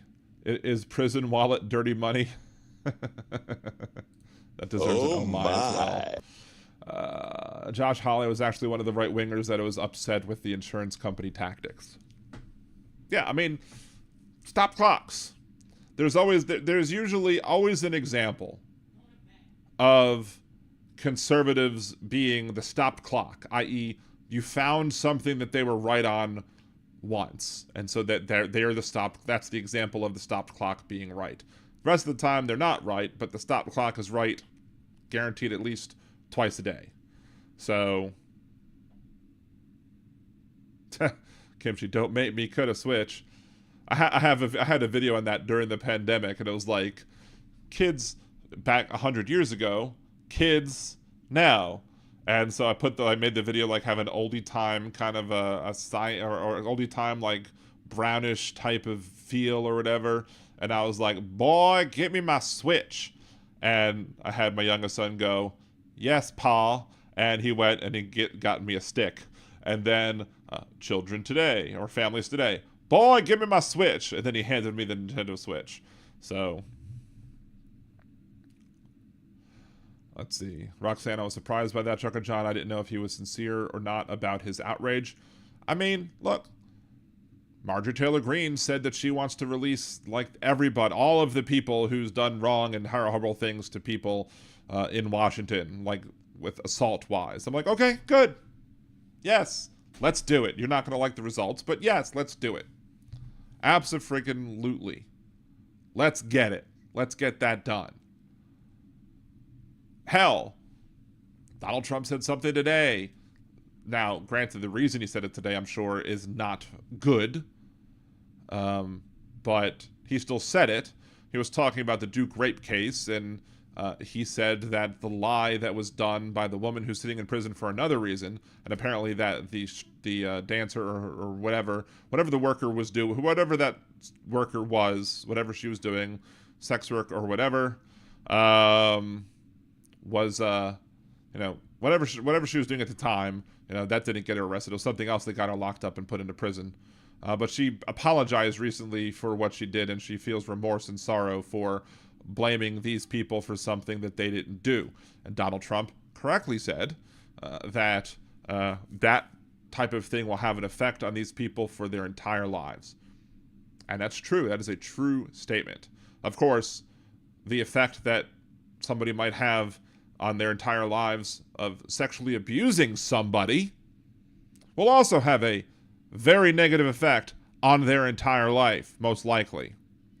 And the harm done by, sexually abusing somebody, which is what Donald Trump was found civilly liable for, the harm done from that is always going to be, generally speaking, way more than the harm done by falsely accusing somebody of sexual assault or rape or whatever. Now, I've talked about this on the show before. That happened to me as a teen. Somebody falsely accused me of sexual assault. The cops were called. The cops took the story as they should have. And the police report stopped when I supposedly sexually assaulted her on night 1. And then night 2 happened, or day 2 comes around. She comes back and asks to be alone in a room with me. I'm like, that doesn't really pass the smell test. And guess what? The cops basically saw the flaw in her argument as well. They didn't put this in the police report. They didn't say this to me. But the fact that the police report stopped at the point where it said, where she would have very next said, and then the next day I went back to see him. Why would you go back to see the person who literally just sexually assaulted you? You weren't captive. You were free to not return to him at all. But you went back. Doesn't make any sense. And that one incident in my life did have a drastic effect on my life. Like, I probably should have gotten therapy as a kid when I was in high school to deal with what was going on. And I didn't. And I didn't realize just the sheer impact that it would have on my life till many years later, when I couldn't stand anybody saying anything false about me. I would always dig in and fight, and I didn't understand why. I was obsessed with it. And then I finally realized, oh, it's probably because of that a-hole.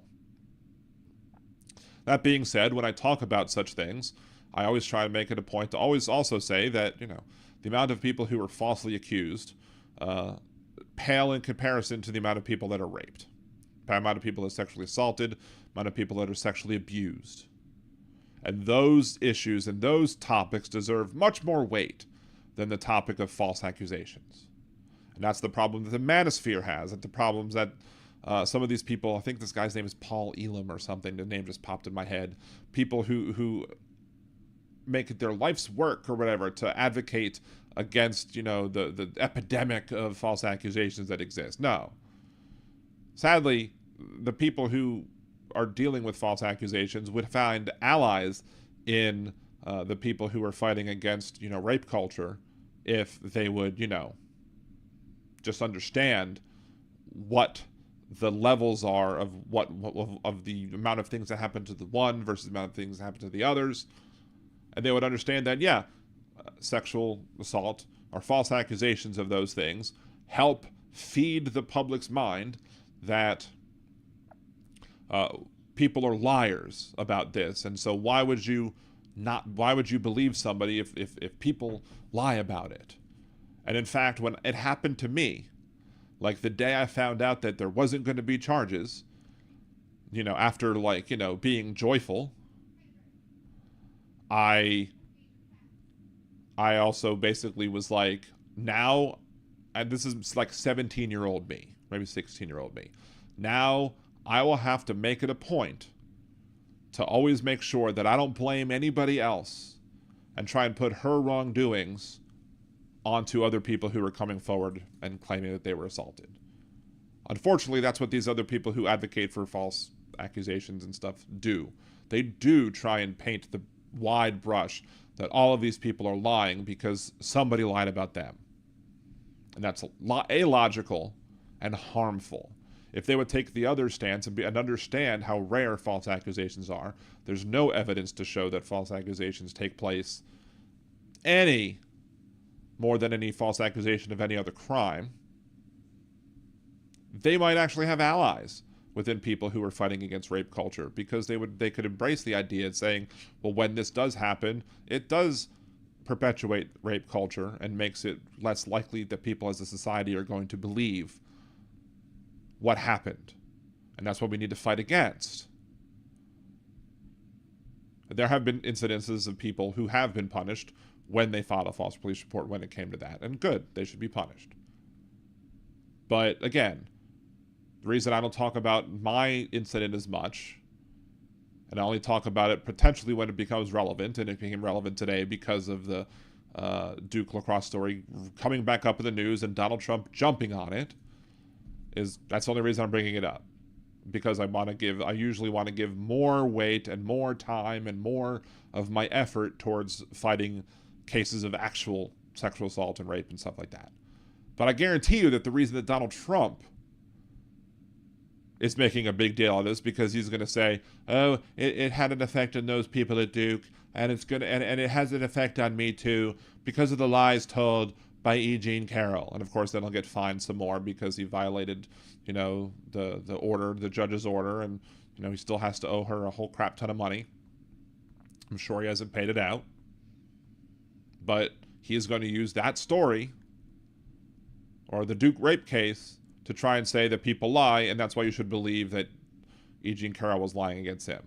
Of course, I have no reason to believe that E. Jean Carroll was lying, because of the fact that he openly admitted twice that he walks up to people, moves in on them like you-know-what, and grabs them by the hoo-ha. So why would I not believe that he would do something when somebody alleges that he did that exact same thing? And of course, it's absolutely ridiculous that, I have something to tell you in a second, Roxanne. Don't wait. Your mind will be blown because of that, of the next part of that story. But where was I going with the Trump thing? Anyway, Donald Trump is going to use this as, the CNN. Was it CNN? Somebody, I think it was CNN, settled. Or no, it was ABC News, because it was George Stephanopoulos. George Stephanopoulos on ABC News said and described what Donald Trump was found civilly liable for as rape instead of sexual assault or sexual abuse. Because the official crime that Donald Trump was convicted of was sexual abuse. They did not find him liable for the rape charge. However, the judge in the case said that rape can be used colloquially to describe all such categories underneath the sexual assault umbrella. So whether or not you were raped, whether or not you were sexual abused, whether or not you're sexual assault, it's fair to call all of it rape, and as such, he didn't want to punish E. Jean Carroll or anybody else for saying that she was raped by Trump, because that's what she said. Because colloquially speaking, it's all covered under the same umbrella, even if the specific charges were not liable for the rape and yes, liable for the sexual abuse, which always baffled me. Like all the Trump supporters would be like, "Oh, see, Donald Trump was not found liable of rape. They found him, not guilty or whatever on the rape charge. Not guilty, whatever. They didn't find in favor of the plaintiff on the rape charge. Oh, so sexual abuse is now okay for y'all?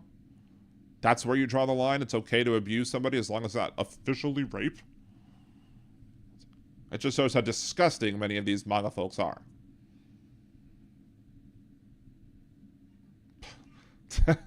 Impeccable living. I had therapy today. I have a lot of therapy, but I'm still a diabolical slut. Oh my. Got to do it. Had to do it. So again, that button is there just for you, Impeccable Living. I mean, I could use it for other people as well, but for you as well. New York has since redefined rape charges. Good.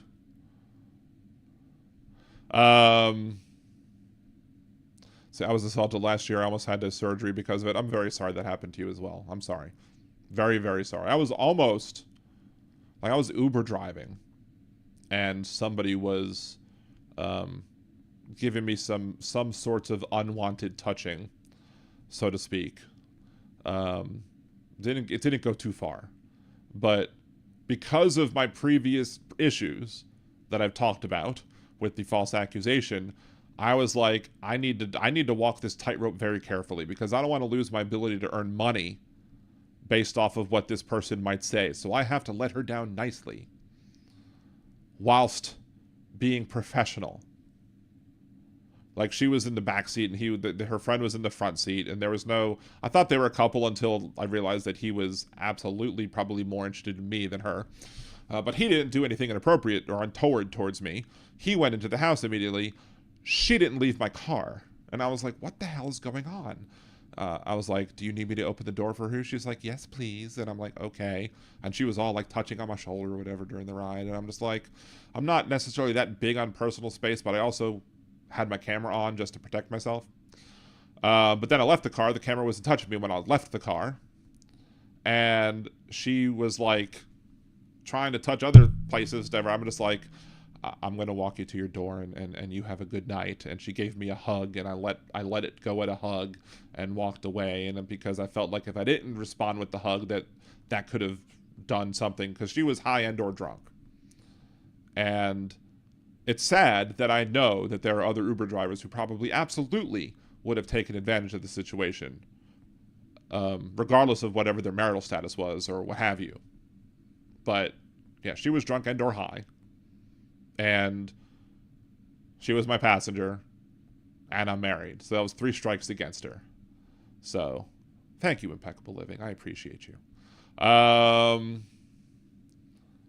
But to come to find out, I don't believe it was these same 2 people, but there were 2 people who enticed an Uber driver to come into their residence after he dropped them off, saying that they would have a threesome with him, and then they ended up robbing him. So it's very well possible that maybe she was trying to do the same thing to me. I don't know. Maybe it was the same people. I don't know. It was a different house. It was a different area of town. But you never know. They could have been an Airbnb. It could have been a rental. They could have moved. I don't know. But yeah. What was going through my head, and I basically froze when she had her hands up on my shoulders or whatever. And I was just like, I don't know what to do. I don't know what to do. I don't know what to do. I don't know what to do. And I finally figured out the way to get out of the situation without pissing her off, without getting anybody mad at me, and without, having to do anything that would, be a violation of Uber policies or the law. So, let's see, you couldn't even just drive away because kidnapped Right. Well, I couldn't drive away because, I mean, she was at her home, but she wasn't get out the car. So I couldn't leave until she got out the car. Uber needs mandatory bond-style ejection seats. Yes, absolutely. I agree with you 100%. Let's scroll back up. Because Roxanne Armfield goes, I hope she got in trouble for a false report of sexual assault. No. Not that I'm aware of, at least. I don't know what might have happened at home.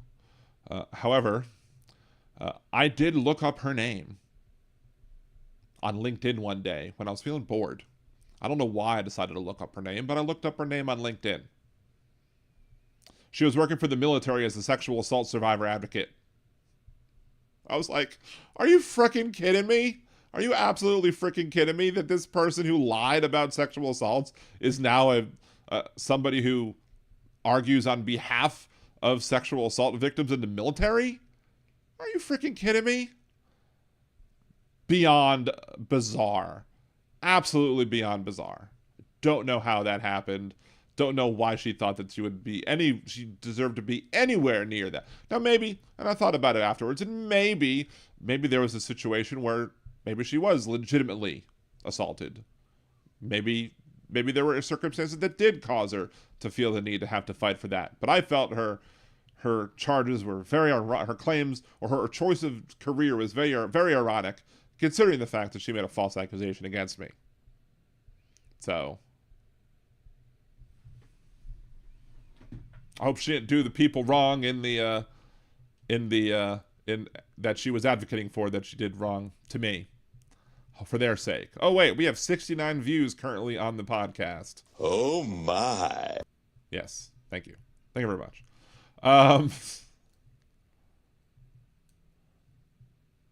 Philly cheesesteak din tonight. Peace out. Going to eat. I want a Philly cheesesteak. Is it like a real Philly cheesesteak, like from Philly? I mean, that's like 1042 in Philly, so I don't know. But yeah, exactly, Roxanne. Hey, Jojo Mojo, good to see you. Knock on the door and say, come get your girl. That too. Could have done that. But again, I wasn't thinking straight because I was too paranoid about what might happen to me and how I'm going to lose my ability to make money. And of course, like people, I'm posted about it on Facebook and people were like, why did you hug her? I'm like, I felt that I had to. I felt that I had to in order to survive the situation in a way that would keep my career as an Uber driver, at least temporarily, intact. Of course, other people were like, welcome to womanhood. And I was like, I don't want any more of this. I don't wish this on anybody. I also had that happen to me when I was had some guy making untoward sexual advances towards me at a bar that was right down the street from my apartment that I, basically walked to. And this person was just like telling me all sorts of lewd and lurid things that he wanted to do in my ear. And I was whispering to the bartender, I was like, help. I just get him away from me, please. Because he wouldn't stop harassing me. Finally, he stopped harassing me. But, it was just like, what do you do? So, see, in the UK, we would just have thrown a kebab out the window and they would have just sued over street food. Nice. I like kebabs, too. One thing I can't get here, just to change subject, is shawarma. There's no good shawarma here in New Orleans or anywhere in America that I know. Maybe Dearborn, Michigan has good shawarma, but I've never been able to find good lamb shawarma like I had in Israel back in the day. So, anyway.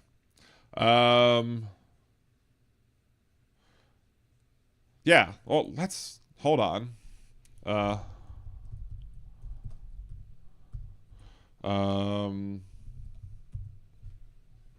Let me find this thing again, because this is the last thing I wanted to talk about today, and I had to close my some of my Chrome windows because they were acting up and being stupid. So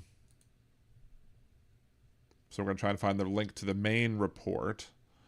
So there was a report by the Marshall Project, which is a nonprofit news organization covering U.S. criminal justice system, and is also by Reveal and Mother Jones, who released this story. And there's been one of my Facebook friends posted it, and the Facebook friend that posted it was actually somebody who's rather conservative or whatever, so it's nice that I found something that we can agree on That is horrible.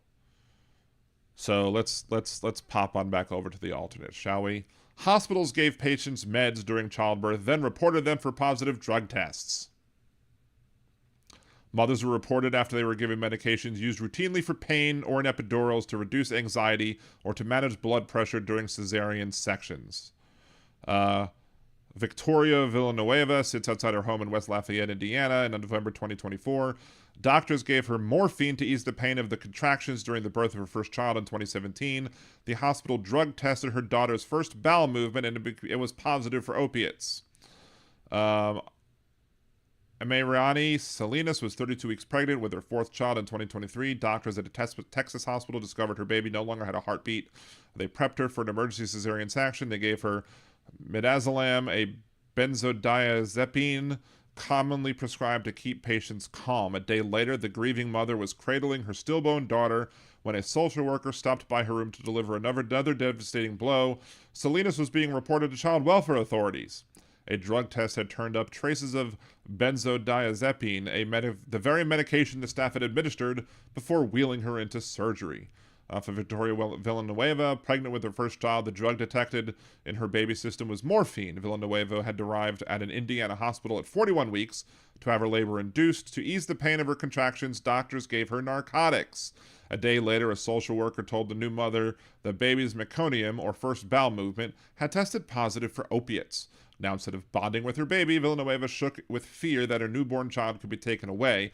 I didn't even know how to function. What happened to Salinas and Villanueva are far from isolated incidents. Across the country, hospitals will dispense medicines to patients in labor, only to report them to child welfare authorities when they or their newborns test positive for those very same substances on subsequent drug tests. The positive tests are triggered by medications routinely prescribed to millions of birthing patients in the U.S. every year. The drugs include morphine or fentanyl for epidurals or other pain relief, anxiety medications, and 2 different blood pressure meds prescribed for C-sections. In a time of increasing surveillance and criminalization of pregnant women since the end of Roe v. Wade, which is actually kind of surprising that my friend brought this up, because the article that he shared actually brought up Roe v. Wade and the end of Roe v. Wade, causing these issues to be even more dreadful because, it's horrible for people out there who are pregnant. Hospital reports have prompted calls to police, child welfare investigators, and even the removal of children from their parents. The reporting for the story included interviews with 24 patients and medical professionals and a review of hundreds of pages of medical and court records. Some spoke about cases on condition of anonymity because the custody of children are at stake. In New York, a mother with no history of drug use lost custody of her toddler, a newborn, for 5 months after she tested positive for fentanyl that the hospital had given her in her epidural. In Oklahoma, when a mother tested positive for meth, sheriff's deputies removed her newborn and 3 other children. They were held in foster care for 11 days until a confirmation test proved that the culprit was a heartburn medication the hospital had given the patient. A heartburn medicine can cause you to test positive for meth. And instead of actually asking the hospital, what the hell's going on here? Did you prescribe anything that could trigger a positive test? They just take the kids away.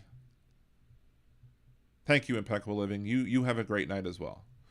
By the time of Villanueva's hospital stay in 2017, researchers and doctors had known for years that medications can rapidly pass from mother to baby, causing positive drug test results. 2 tests from Villanueva's prenatal visits and another test done right before she went into labor all showed the mother had no drugs in her system. The morphine given to Villanueva for her contractions was documented in her medical records, but the staff still reported her to state child welfare agencies anyway, as hospital records show. Marion General Hospital in Indiana did not respond to requests for comment. Brian Heineman, a spokesperson for the Indiana Department of Child Services, declined to comment on Villanueva's case, but said policy has changed to ensure that drug screen results alone are not used to substantiate an allegation of abuse or neglect. Kimberly Walton, a spokesperson for the Texas Health Resources System, declined to answer questions about the Salinas case, but said that her doctors order a drug test if there is a concern about a patient's health, and they are required to report suspected illegal drug use that could endanger the health and the safety of a child. But it's not illegal drug use if they're prescribing it at the hospital to deal with a legitimate medical issue. And again, that's Texas, mind you. Horrible ass Texas. Hospital drug testing of pregnant women, which began in the 1980s and spread rapidly during the opioid epidemic, was intended in part to help identify babies who might experience withdrawal symptoms or need extra medical care. Federal law requires hospitals to alert child welfare agencies anytime babies are born, but previous investigation by the Marshall Project and Reveal found that there are relatively inexpensive pee-in-a-cup tests favored by many hospitals are highly susceptible to false positives, errors, and misinterpretation, and many hospitals have failed to put in place safeguards that would protect patients from being reported over faulty test results. And even if it's not a faulty test result, even if the test result is positive for a certain drug, they should then go, oh, well, we prescribed for this, and this can trigger that, so therefore we have not enough evidence to report for child welfare services because we administered the drugs that could potentially cause this circumstance to happen. How much harm to birthing people are we going to allow? Our patients are being harmed until we can get our act together, said Dr. Davida Schiff, whose hospital network, Mass General Brigham in New England, instituted a new policy this year that directs providers to drug test patients with their consent only when medically necessary. New policy also halted automatic reporting of positive test results. Hospitals have a responsibility to address the testing problems, she said. The hospitals are at fault. The clinicians are at fault. Our policies are at fault. The risk from giving medications to birthing patients and then testing them for illicit substances has been well documented. A 2022 study by Massachusetts General Hospital found that 91% of women given fentanyl in their epidurals tested positive for it afterwards. Other studies have found that mothers can quickly pass the medications to their babies. A baby's positive drug test cannot and should not be used to identify fentanyl drug use in mothers, said Athena Petridis, a lead researcher of one of the studies at Brigham and Women's Hospital in Boston. Despite these warnings, hospitals often lack policies requiring providers to review a patient's records to see what medications they received before reporting them to authorities. Mandatory reporting laws protect doctors from liability for reports made in good faith. I would argue it's not a good faith report if they know they prescribed something or could easily check if something was prescribed to cause these results and they never bothered to check. That's not good faith. That's bad faith. That's doing harm. You're supposed to not do any harm as a doctor. It's not something routinely taught in medical school or even in residency, said Tricia Wright, an OBGYN professor at University of California, San Francisco Medical Center who specializes in substance abuse disorders in pregnancy. It's all up to individuals who make their own interpretations. Wright helped change the policy at her hospital, one of the country's leading teaching facilities, to direct doctors to not test patients unless medically necessary. While drug tests can help pediatricians determine how to treat an infant who may experience withdrawal symptoms, many OBGYNs say positive drug test results do not generally inform the mother's medical care, so they have little reason to dwell on them. Instead, at many hospitals, it is social workers responsible for contacting child welfare entities who are more likely to pay attention to drug test results. Some hospitals require social workers to automatically file a report for any positive test, while other facilities first perform an assessment to determine whether or not a parent might be a risk to the baby. The hospital social workers are often overworked, blah, blah, blah, blah, blah. We are not medical providers. A licensed social worker herself, we can't interpret drug screens.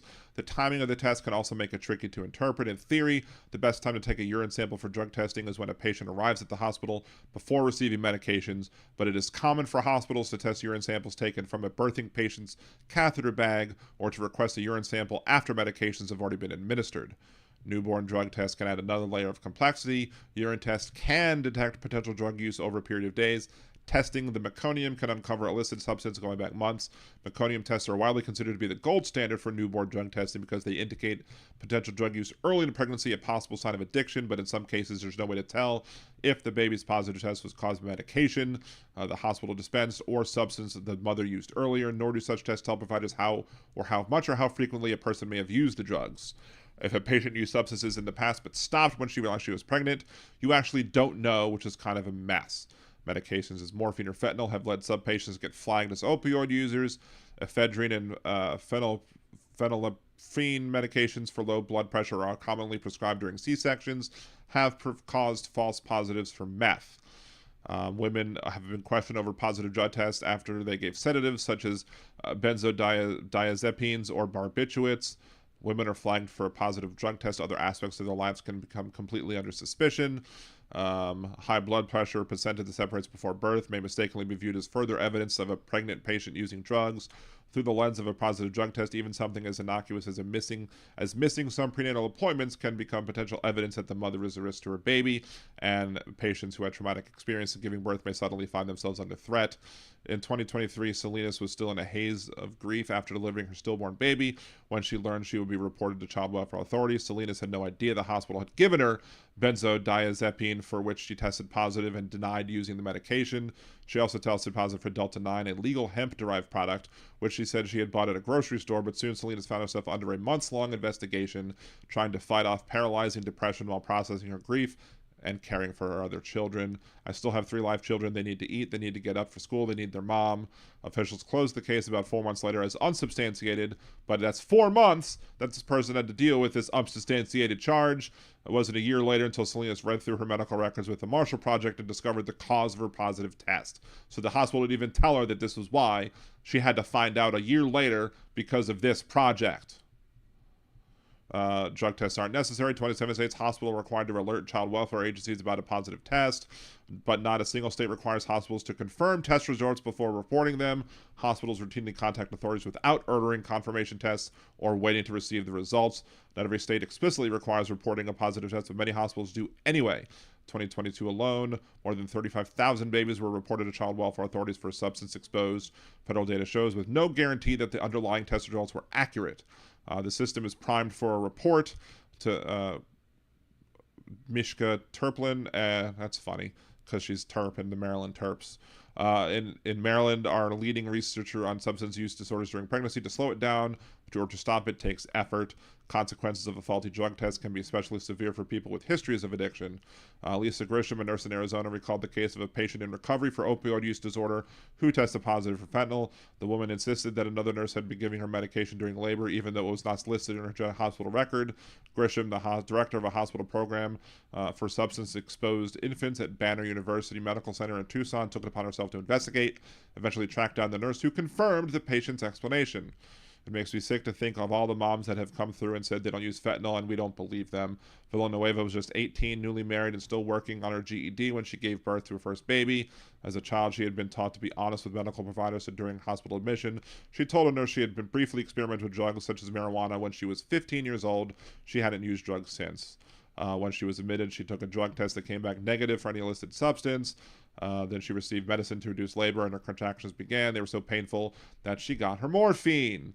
Day after Villanueva gave birth, an investigator with the Indiana Department of Child Services arrived. Hospital informed the agency about the history of drug use, which was at 15 years old and not anywhere near where now. Without her knowledge, Villanueva said the hospital also sent her daughter's meconium for testing, which found the morphine. Even after the investigator received the hospital records, Villanueva said the agency required her to submit to more drug tests and allow inspections of her home. Finally, after weeks, the agency closed the case. Only after the investigators were out of her life did Villanueva feel that she could finally reveal her baby's birth and allow herself to be happy. I couldn't even enjoy my child being born until after the fact when they were gone. Our entire healthcare system needs to be fixed, needs to be reboot, reset. Get rid of the private insurers, get rid of this bullshit right here, because that is absolutely 100% A, grade A, BS.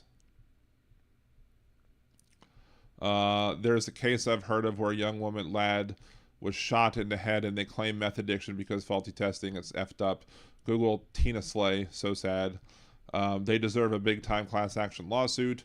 So assuming the worst or just proving that they're biased and ignorant. Probably a little bit of column A and some of column B.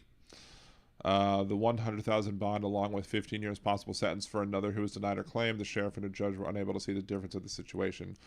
People should just mind their own damn business. I mean, look, it is understandable that one might not want a child being raised in a home of a drug addict. But there is a long way to go from having a positive test at a hospital to being a drug addict. And clearly, this is a known problem that nobody wants to fix. And I guarantee you, the reason why many politicians are not wanting to fix this, because if a politician steps up and says, I want to help these women, I want to make sure that these women are not exposed to losing their kids simply because of a simple failed drug test, relating to the fact that they were given medicine at the hospital, you know their political opponents are going to be like, which are probably going to be Republicans, are going to be like, well, see, my opponent wants to make it easier for parents to take drugs and have kids. Because you know that's going to happen. You know that that's going to be the problem. That's why there's a lot of issues that don't get dealt with, that should be dealt with. Because politicians do not want to expose themselves to the possibility of having an opponent attack them, even though the attack by the opponent is ridiculous and stupid.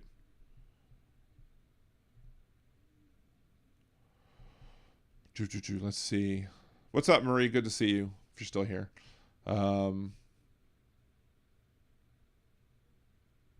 Indiana former VP Mike Pence responsible for this. Well, for the Indiana stuff, that doesn't explain the Texas stuff. I mean, that's, Governor Abbott. Hey, Abbott!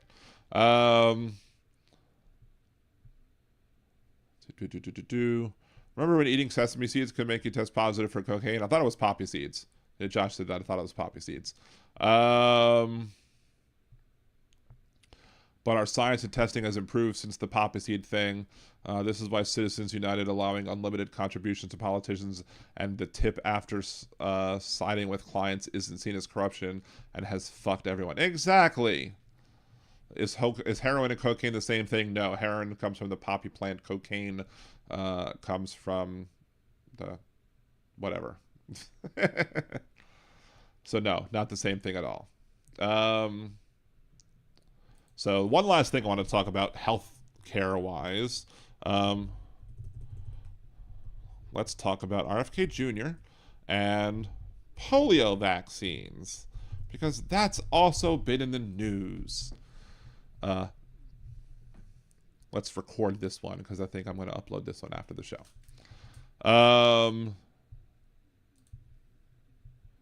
We'll start off by saying that Donald Trump says that he supports the polio vaccine. RFK Jr. Wants, I guess, to look into things, and he's been wishy-washy on this whole thing. People will ask him how he feels about the vaccines. He's like, I'm not anti-vax, but he just wants people to be able to opt out, I guess, of being able to take vaccinations. We've cured, rubella, measles, etc. We stopped it from being a thing in this country. We cured polio with the polio vaccine. It went away because of vaccines. But because there is this hysteria amongst conservatives over what vaccines will do, and that was multiplied 100-fold or more during the pandemic when people were fighting against taking the COVID vaccine, getting the shot. You now have people who are not only not wanting to take the COVID vaccine, they're not wanting to take any vaccines. They're not getting their kids vaccinated for anything. Louisiana is an example of a state that has not had as many vaccinations, I guess, as a per capita than it previously had. Because people are buying into this BS that vaccines are harmful and that vaccines cause autism.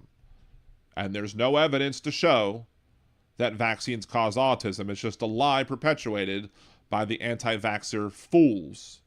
And they're fools. Believe you me.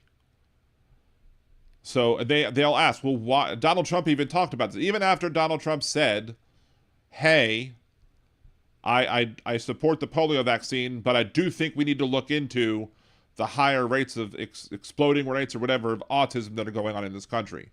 No, one has nothing to do with the other. Do you know why we have more cases of autism today? The common sense reason as to why we have more cases of autism, not just numbers, but as a percentage of the population.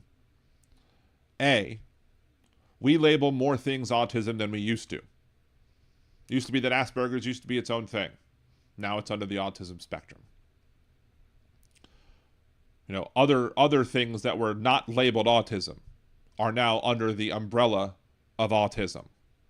So if you increase the amount of diagnoses that are called autism over 20 years, you're going to see more people being diagnosed as having autism or being autistic, however they wish to be referred, because there are different camps who believe in different things, and you should respect individuals and how they want to be referred to. But the thing is that we are now diagnosing more things as autism, so that's causing an increase in autism. Those people still had those same conditions 20 years ago. It's just 20 years ago, we didn't label them as being autistic, and now we do. Furthermore, we are now better capable of detecting and diagnosing autism because we know more about it. And since we are better capable of actually giving somebody a diagnosis of autism, with them being on the autism spectrum, then that's going to make even more people test positive or show that they are now positive for autism after they're doing whatever test they do to determine whether or not you are on the spectrum or not. It has nothing to do with vaccines. Not one damn bit. And anyone who tries to tell you that is a liar.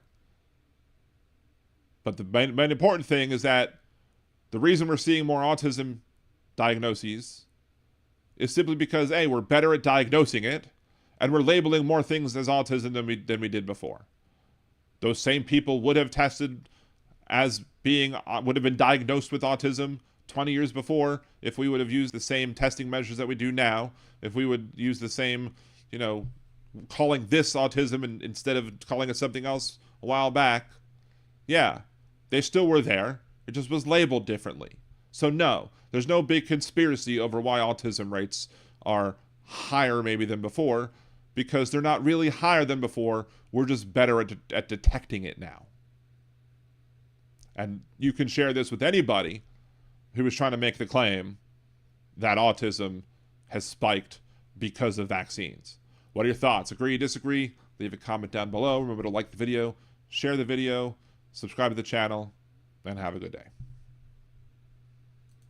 Anyway. So, let's scroll back. Let's see. Cocaine comes from your cocaine dealer and heroin comes from your heroin dealer. Geez, some people. Very nice, Surrender Monkey. That deserves a... It is what it is. Thank you, Don. I definitely need to up that. Let's see. So glad I was vaccinated when I was young. I believe in science. I do believe in science as well. That's why my kids are vaccinated too. Nice raw milk and a polio cookie. Remember the Oreo cookie ad?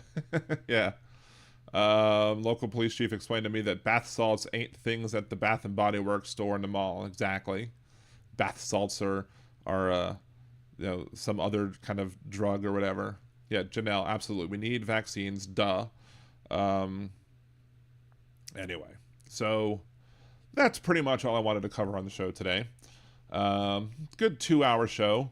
I will try and figure out what the heck was wrong with the phone system and perhaps start. Maybe we'll be able to successfully take a call on Wednesday. But again, the phone number that I'm happy about is 562-542-3261 or 562-LibDan1. And I'm just so happy that I was able to get LibDan1. Basically, when you do a Google Voice thing, you put in area codes and you try and check the numbers near the area codes. And I was trying to see if there's anything interesting in my area code specifically to make it my area code.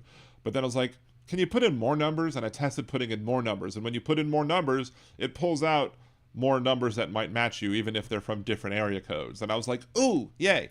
And I found something that was like call Dan, but it didn't really work that well because it was like including some of the area code. So it was kind of like 52 call Dan 7 or something like that. It just didn't flow. But when I found that I could have the LibDan1 as the numbers, I had to take it. So, but anyway, thank you so much for watching the show. We are going to first start off by doing again the War on Christmas little thing that we start the show off with, because I can't seem to find the raw version of my outro music that I typically use when I was on Blog Talk Radio. So I either have to find it or find something new to use for the outro music instead. But until then, thank you very much for watching. Please remember to like, share, subscribe, etc. Support the show in various ways that we've discussed. And as always, have a good day. 'Twas the night before Christmas when all through the land Fox News warned its viewers of a dastardly plan. The liberals were launching their war on the season to get rid of Christmas and commit acts of treason, removing decorations out of their sight and telling you that Santa and Jesus ain't white. Environmentalists who will come right after your soul. They hate all things Christmas, especially the coal. They'll sneak in your house all dressed in their flannel and instead give the bad kids some new solar panels. They'll take up all decorations that please us. They'll even go after tiny baby Jesus. Now all these Fox lies cause such a frustration. Who would save us all from this misinformation? When live from the net there came lots of chatter. Could it be old St. Nick or perhaps someone fatter? Broadcasting from New Orleans down in Louisiana, it was none other than Liberal Dan, coming to save the holiday season, busting through their lies with facts, logic, and reason. But I cannot do it myself, he exclaimed, so he called other groups, each one by name, on Christians, on Muslims, on Wiccans, on Jews, on Hindus and Buddhists and atheists too. Let's all spread the word and tell them indeed that there's no war on Christmas, just one on greed. So instead of joining this manufactured fight, listen to Liberal Dan Radio. Talk from the left, that's right.